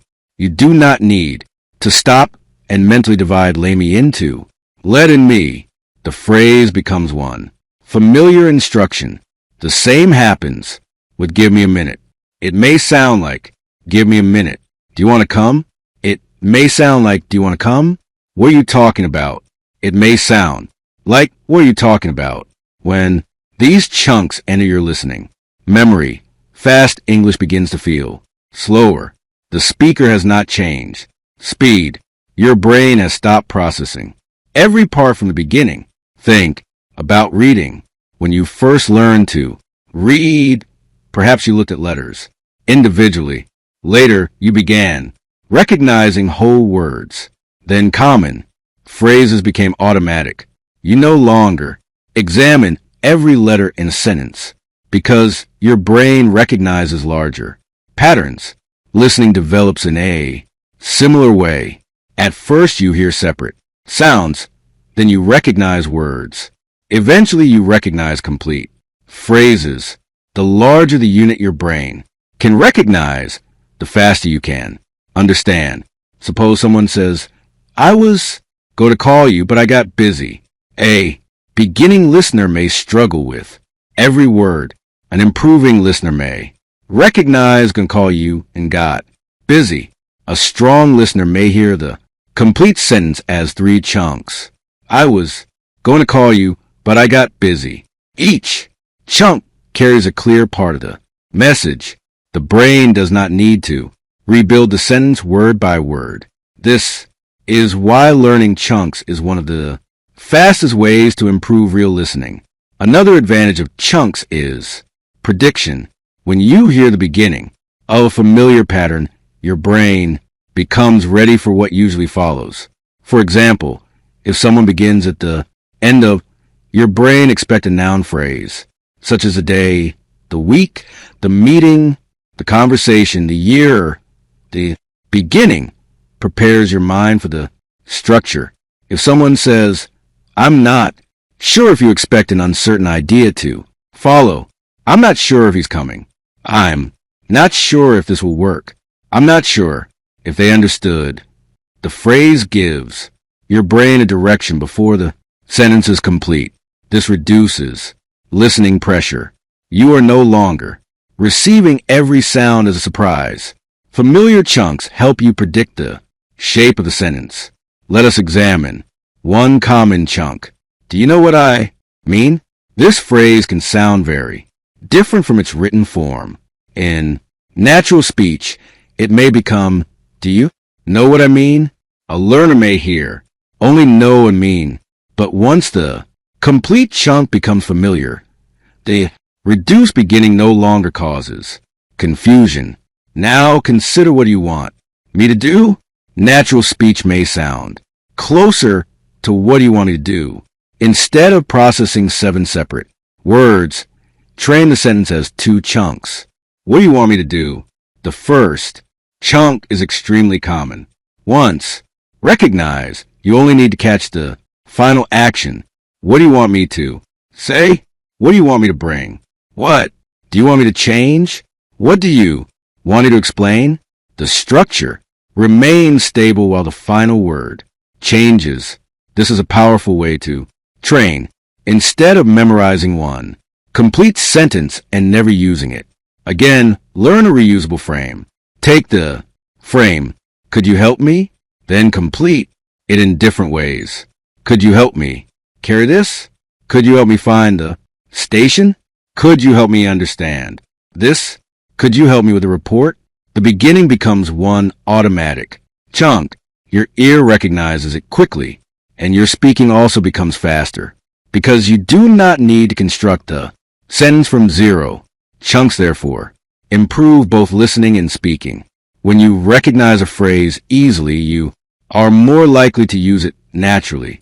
When you can produce it smoothly, you are more likely to recognize it in another person's speech. This connection is important. Listening and speaking are not separate systems. They support each other. Suppose you practice saying, I was wondering if you could help me. At first, the sentence may feel long, but if you divide it into chunks, it becomes manageable. I was wondering if you could help me. Repeat the first chunk until it feels natural. Then repeat the second. Finally, join them together. Now, when someone uses the same polite structure in conversation, your ear is more prepared to recognize it. The sentence no longer feels like a long chain of unexpected words. It feels like a familiar pattern. Another useful category is time chunks. Expressions, such as a few minutes ago, later this afternoon, at the end of the week, by the time I arrived, as soon as I finish, from time to time, appear constantly in spoken English. If you learn these only as separate words, their connected sound may confuse you, but when you train them as complete units, they become easier to catch. Take at the end of the week. In natural speech, the smaller words may become weak, and the phrase may sound like one long rhythm. At the end of the week, the strong words are end and weak. The rest moves quickly between them. Once you recognize the rhythm, you do not need to hear every small word clearly. Now consider as soon as possible. The phrase may sound like as soon as possible. The words connect naturally, and the stress usually falls on soon and possible. Train the phrase as one complete sound. Do not separate it unnecessarily. The same principle applies to opinion chunks. I think that, in my opinion, the way I see it, I don't really think. It seems to me these expressions often appear at the beginning of longer ideas. When your ear recognizes them, you know the speaker is introducing an opinion. That expectation helps you follow the sentence. Similarly, agreement and disagreement have common chunks. I completely agree. I'm not sure about that. I see what you mean. That makes sense. I don't think so. You may be right. But when these become familiar, conversations become easier because you recognize the speaker's intention immediately. You are not only hearing words, you are hearing functions. A chunk can signal a question, an opinion, a disagreement, a request, a reason, a result, a contrast, or a conclusion. This is why chunks are more useful than isolated vocabulary. A single word gives you meaning. A chunk gives you meaning, grammar, rhythm, and purpose at the same time. Consider the phrase, "The reason is that this chunk tells you that an explanation is coming." The speaker might say, "The reason is that I didn't have enough time. The reason is that the system was not working. The reason is that nobody told me." Once you hear the opening chunk, your brain expects a cause. Now, consider that's why. This signals a result. I missed the bus. That's why I was late. The audio was unclear. That's why I couldn't understand. The phrase helps organize the message. Strong listeners recognize these organizational chunks and use them as road signs. Natural speech can feel confusing because the sentence moves quickly, but these expressions show where the message is going. Words such as but, because, so, although, however, and therefore also guide meaning in conversation. Some may be reduced or spoken quickly, but their function remains powerful. If you hear but, expect contrast. If you hear because, expect a reason. If you hear so, expect a result or next action. If you hear, for example, expect an illustration. If you hear in the end, expect a final result. Listening becomes easier when you understand these signals. Let us practice with a sentence. I wanted to go, but I had to finish some work. Divide it into chunks. I wanted to go, but I had to finish some work. The word but is small, but it changes the direction of the message. The first chunk gives a desire. The second gives the obstacle. Now listen to, I stayed home because I wasn't feeling well. Chunks. I stayed home because I wasn't feeling well. You do not need to analyze each word separately. Follow the relationship between the chunks. This is especially important in longer sentences. A learner may hear 20 words and feel overwhelmed, but the speaker is often expressing only 3 or 4 meaning groups. Consider, I was going to meet my friend after work, but the meeting finished late, so we decided to meet tomorrow instead. This sentence looks long but divided. I was going to meet my friend after work, but the meeting finished late, so we decided to meet tomorrow instead. Now the structure is simple. Plan, problem, new decision. Strong listening means organizing sound into meaning groups. Another benefit of chunk training is that it reduces translation.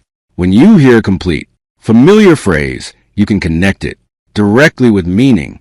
For example, when you hear take your time, you should feel the meaning of there is no need to hurry. You do not need to translate take. Then your then time separately. When you hear it's up to you. Recognize the complete meaning. You can decide. When you hear I'll get back to you, understand that the person will respond later. These expressions cannot always be understood naturally by translating each word. Their meaning belongs to the Whole phrase. This is why chunks are essential for real English. Let us examine. I'll let you know, word by word.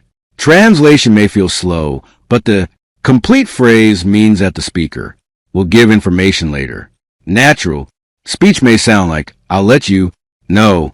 Once this chunk is familiar, understanding is instant. Now music. Consider, I didn't catch that. In a listening situation, this means I did not hear or understand what you said. A learner who only focuses on a word. Catch may imagine a physical action. The chunk gives a real conversational meaning. Another useful phrase is, what do you mean by that? This asks for explanation. Natural speech may sound like, what do you mean by that? Train the meaning and sound together. To build a strong listening system, create a personal chunk collection. Do not collect random expressions only because they look advanced. Collect phrases you actually hear and need. You might organize them into groups, questions, requests, opinions, time expressions, workplace phrases, travel phrases, daily conversation, clarification phrases, agreement and disagreement. For each chunk, keep 4 things: the correct written form, the natural sound, the meaning. 1 example sentence. 4 example written form. Could you say that again? Natural sound. Could you say that again? Meaning, please repeat what you said. Example, sorry I didn't hear. You, could you say that again? This creates a complete memory. Your eyes know the spelling. Your ear knows the sound and your mind knows the use. Now, take written form. What are you going to do? Natural sound. What are you going to do? Meaning asking about someone's plan. Music. Example, the office is closed. What are you going to do? Repeat the chunk several times, then listen for it. In real speech, do not try to learn 50 phrases in one day. Choose 5 useful chunks and meet them repeatedly. Repetition is more valuable than a huge list. A phrase you've seen once belongs to your notes. A phrase you have heard, repeated, understood, and recognized many times belongs to your listening system. There is a major difference. The best listening practice uses short audio with repeated chunks. Choose a clip of 10 to 30 seconds. Listen once for general meaning. Then listen again and identify any familiar phrases. Look at the transcript and underline groups of words that belong together. For example, I'm not sure if I can make it tonight, but I'll let you know as soon as possible. Possible chunks. I'm not sure if I can make it tonight, but I'll let you know as soon as possible. Now listen again. Do not focus on every individual word. Listen for the beginning and ending of each chunk. Repeat each group naturally. I'm not sure if I can make it tonight. I'll let you know as soon as possible. Finally, repeat the complete sentence. This exercise teaches your brain to process longer speech without becoming overwhelmed.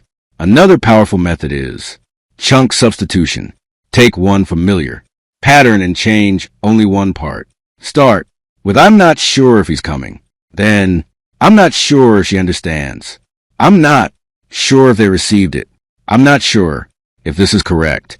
I'm not sure if we have enough time. Your brain learns the stable opening chunk and becomes flexible with the changing ending. Now, use music. Could you tell me? Could you tell me the time? Could you tell me where the station is? Could you tell me what happened? Could you tell me when the meeting starts? This improves listening because the opening becomes predictable. It also improves speaking because the sentence frame is ready before you need it. Fluent speech is not always created word by word. Much of it comes from stored patterns. Native speakers also use chunks. They are not inventing every sentence completely from nothing. They rely on thousands of Familiar expressions. That is why their speech feels automatic. You can build the same kind of system. You do not need to memorize every possible English sentence. Learn flexible patterns that can carry many different meanings. For example, the thing is this chunk introduces an explanation or problem.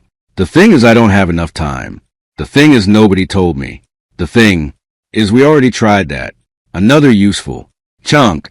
It depends on the weather. It depends on how much it costs. It depends on what they decide. Another one of the reasons is that I need more practice. One of the reasons is that the instructions were unclear. The fixed part gives you structure. The changing part gives you freedom. When listening, these fixed parts act like anchors. Even if some words in the changing section are difficult, you still understand the direction of the message. This is especially helpful when listening to longer explanations, lectures, interviews, and audiobooks. Speakers often use predictable organizing phrases. First of all, the main point is, on the other hand, for example, in other words, as a result, the important thing is to sum up. When you recognize these chunks, you know what the speaker is doing. They may be introducing a point, giving an example, showing contrast, explaining again, or concluding. This gives structure to long audio. Without these signals, a learner may hear many sentences but fail to understand how they connect. With them, the message becomes a map. Let us imagine a speaker says the main problem is that learners try to translate every word. In other words, they focus on language instead of meaning. As a result, they fall behind. The speaker noticed the chunks. The main problem is that, in other words, as a result, these expressions organize the explanation. The first introduces the problem. The second explains it differently. The third gives the consequence. Even if several small words are reduced, the structure remains clear. Train yourself to notice these phrases whenever you listen to longer English. Another important category is response chunks. Real conversations move quickly because speakers use short, familiar responses. I see. Really? That's true. Exactly. I understand. That makes sense. I'm not sure. Maybe. I don't think so. You're right. These phrases help you follow the speaker's attitude. If someone says, that makes sense, they are showing understanding or agreement. If they say, I'm not sure about that, they're expressing doubt. If they say, exactly, they strongly agree. Recognizing these chunks helps you understand emotional direction of the conversation, not only the factual meaning. Tone is also important. The same words can carry different feelings, really can show surprise, doubt, excitement, or interest depending on the voice. That's fine. Can sound truly accepting or slightly unhappy. Chunks give you the basic function while tone adds emotion. A strong listener pays attention to both. You should also train common clarification chunks because they protect you in real conversations. Could you repeat that? Could you speak a little more slowly? What do you mean? Did you say 15 or 50? Are you saying that? Let me make sure I understood. These phrases allow you to remain active when listening becomes difficult. A learner who knows these chunks does not feel helpless. They can ask for exactly the information they need. For example, let me make sure I understood. The meeting starts at 9, correct? This is much stronger than pretending to understand and making a mistake later. Learning to listen does not mean never asking for clarification. It means knowing when and how to ask. Now, let's build a daily chunk routine. Choose 5 phrases from real English. Listen to each phrase inside a complete sentence. Read the transcript. Mark the stress words. Notice the reductions. and connections. Repeat the phrase 5 times naturally. Create one new sentence with the same structure. Listen again without reading. Use one or two of the chunks in your own speech that day. The complete routine may take 15 minutes, but it trains several skills at once. Your ear learns the sound. Your mouth learns the rhythm. Your brain learns the meaning. Your memory learns the situation. That is much more effective than reading a long vocabulary list. Here is another powerful exercise. Delayed repetition. Listen to a short chunk and wait 1 second before repeating it. At first, use simple phrases. I don't know. Let me think. I'll call you later. Then increase the length. I'm not sure what you mean. I'll let you know. When I arrive, I was going to tell you. Yesterday. This trains your working memory to hold English as a complete sound group. Many learners can understand individual words but lose longer phrases because they cannot hold the complete sequence. Chunk repetition strengthens this ability. You can also practice expansion. Begin with I know. Expand it. I know what you mean. Then I think I know what you mean. Then I think I know what you mean, but I'm not completely sure. Each new part is added. As a chunk, the sentence becomes longer without becoming mentally chaotic. This helps build speaking stamina and listening memory at the same time. Another important habit is to stop, pausing after every word when you repeat. English. Some learners copy the text, not the sound. They say, I would like to know, but natural speech groups the sentence. I'd like to know. The phrase should flow as one request. Similarly, can you tell me should not become can. You tell me? The words belong together. When you repeat chunks naturally, your listening becomes more sensitive to rhythm. You begin hearing where speakers group ideas and where they pause. A pause does not always appear between every grammatical word. It usually appears between meaning groups. Consider, if you have time, could you call me? Before the meeting, the pauses divide the request into 3 parts. The condition, the action, the time. Listening for these boundaries helps you understand longer sentences. You should not expect every speaker to use the same pauses, but meaning groups create a useful pattern. This is especially valuable in audiobooks and lectures, where sentences may be long. Instead of trying to remember 20 individual words, hold 3 or 4 chunks. Let us practice with a longer sentence. Although I understood most of the presentation, I missed a few important details because the speaker was talking very quickly. Divide it. Although I understood most of the presentation, I missed a few important details because the speaker was talking very quickly. Now the meaning becomes easier. General, success, specific problem. Reason each chunk carries one clear idea. When you listen to long English mentally, summarize each chunk rather than translating every word. This keeps your attention moving. Another common mistake is learning rare, impressive phrases before mastering everyday chunks. Advanced vocabulary may look attractive, but ordinary conversational patterns give you more listening power. A learner may know words such as inevitable, significant, and comprehensive, but still fail to catch whatever you've been up to. You know what I mean? I'll get back to you. Let me think about it. Real fluency depends heavily on these common patterns.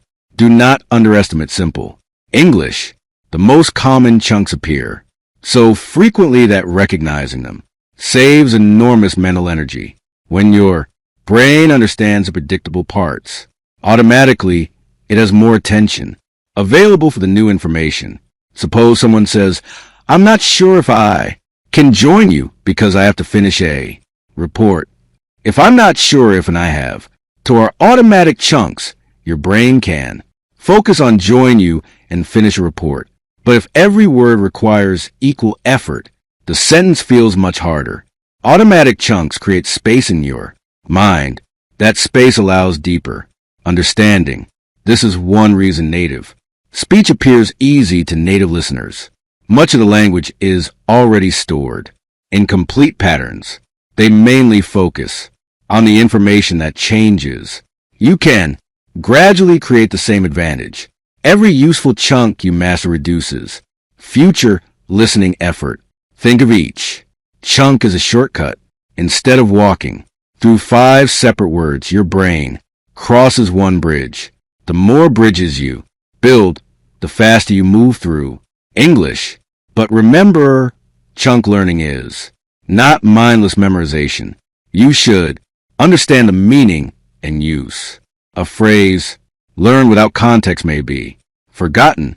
A phrase connected to a real situation becomes useful. I'll take care of it. Do not only memorize the words. Imagine a situation in which someone has a problem and you promise to handle it. Now the phrase carries an action and emotion. Take no worries. Imagine someone apologizes and you reassure them. I didn't mean to. Imagine someone caused a problem accidentally. Meaningful examples make the sound easier to remember. Emotion also strengthens memory. A phrase from a funny, surprising, or important conversation may stay in your mind longer than a phrase from a dry list. Use clips that interest you. Choose topics you understand and enjoy. The goal is focused listening, but interest helps you remain consistent. Consistency is more powerful than one long training session. 15 minutes of deep chunk practice every day can create more progress than several hours of passive listening once a week. Passive listening has value, but it does not automatically teach your ear where the chunks begin and end. Focused practice makes the hidden structure visible. Here is a simple 7-day challenge. On day 1, collect 5 question chunks. On day 2, practice 5 response chunks. On day 3, learn 5 time expressions. On day 4, train 5 request patterns. On day 5, practice 5 opinion phrases. On day 6, review all 25 chunks through short audio. On day 7, listen to a conversation and count how many of those patterns you recognize. You may be surprised by how often they appear. That recognition creates confidence because natural English stops feeling completely unpredictable. You begin hearing familiar islands inside the sound stream. At first, perhaps you recognize one chunk in a sentence, then 2. Eventually, the entire sentence becomes a connected pattern. This is how listening grows.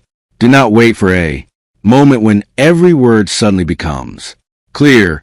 Build clarity phrase by phrase. Every chunk you master becomes part of your English ear. Let us finish with one complete example. I'm not sure if I'll be able to come, but I'll let you know as soon as I can. A learner may see 15 separate words. A trained listener hears, I'm not sure if I'll be able to come, but I'll let you know as soon as I can. The sentence becomes 4 familiar meaning groups. The first shows uncertainty. The second describes the possible action. The third promises information. The fourth gives a time condition. Natural speech may reduce several words, but the chunks remain recognizable. This is the 6th transformation of the English ear. You are no longer building every sentence from individual sounds. You are learning to recognize complete pieces of meaning.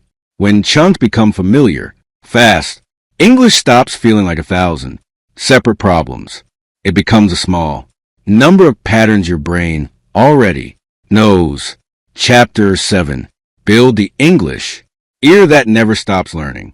If you remember only one lesson from this audio book, remember this. You do not become a better listener by hearing more English. You become a better listener by hearing English more intelligently. Every chapter in this book has shown you that the biggest listening problems are rarely caused by a lack of vocabulary. Most learners already know enough words to understand everyday conversations. Music, the real challenge is recognizing those words when they are connected, reduced, shortened, and spoken naturally. Now you know how native speakers connect words instead of separating them.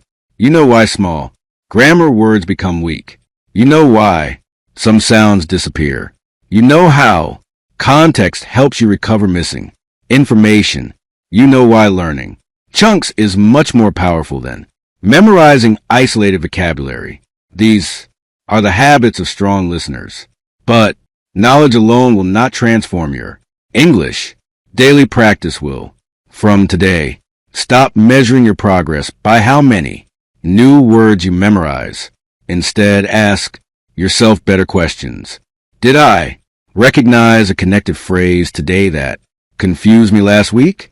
Did I understand a fast sentence without translating? Did I stay calm when I missed a word? Did I keep following the speaker instead of giving up? Every yes means your English ear is becoming stronger. Your daily practice does not need to be long. Spend 15 to 20 minutes listening carefully to short, natural English. Listen once for the main idea. Listen again for the important words. Read the transcript. Notice the connected speech and reduced sounds. Repeat the sentence naturally. Then listen one final time without reading. If you do this consistently, your brain will slowly stop hearing English's random sounds. It will begin recognizing complete patterns. Automatically, one day you will watch a movie, listen to a podcast, or speak with a native English speaker and suddenly realize something surprising. The conversation feels slower, not because people change the way they speak, because your ear finally learned the language they have been speaking all along. That is the true purpose of the English ear. It is not to create perfect listeners overnight. It is to build a listening system that becomes stronger every single day. Keep listening with curiosity. Keep trusting the process. And remember, the words were never hidden. Your English ear simply needed to learn how to find them. Congratulations, you have completed your journey through the English ear. Now the real training begins. Before you close this audiobook, I want you to remember something that can completely change the way you think about your English. For years, you may have believed that your listening problem was caused by a small vocabulary, poor memory, or a lack of talent. But now you know the truth. You were never listening to the wrong language. You were simply listening with an ear that had never been trained for real English. Native speakers were not speaking too fast. They were speaking naturally. And today, you have learned how to hear that natural English in a completely different way. From this moment forward, stop asking yourself, why can't I understand English? Instead, ask, what pattern is my ear learning today? That single question will keep you improving long after this audiobook ends. Remember the journey you have completed. You learned to stop chasing every single word. You learned to focus on meaning before perfection.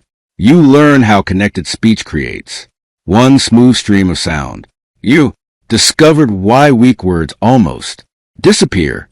You learned how missing sounds can still carry complete meaning. You trained your brain to hear chunks instead of isolated vocabulary. Most importantly, you discovered that listening is not a gift people are born with. It is a skill that grows every single time you listen with purpose. There will still be days when a conversation feels difficult. There will still be accents you have never heard before. There will still be moments when you miss a sentence. Do not let those moments convince you that you are failing.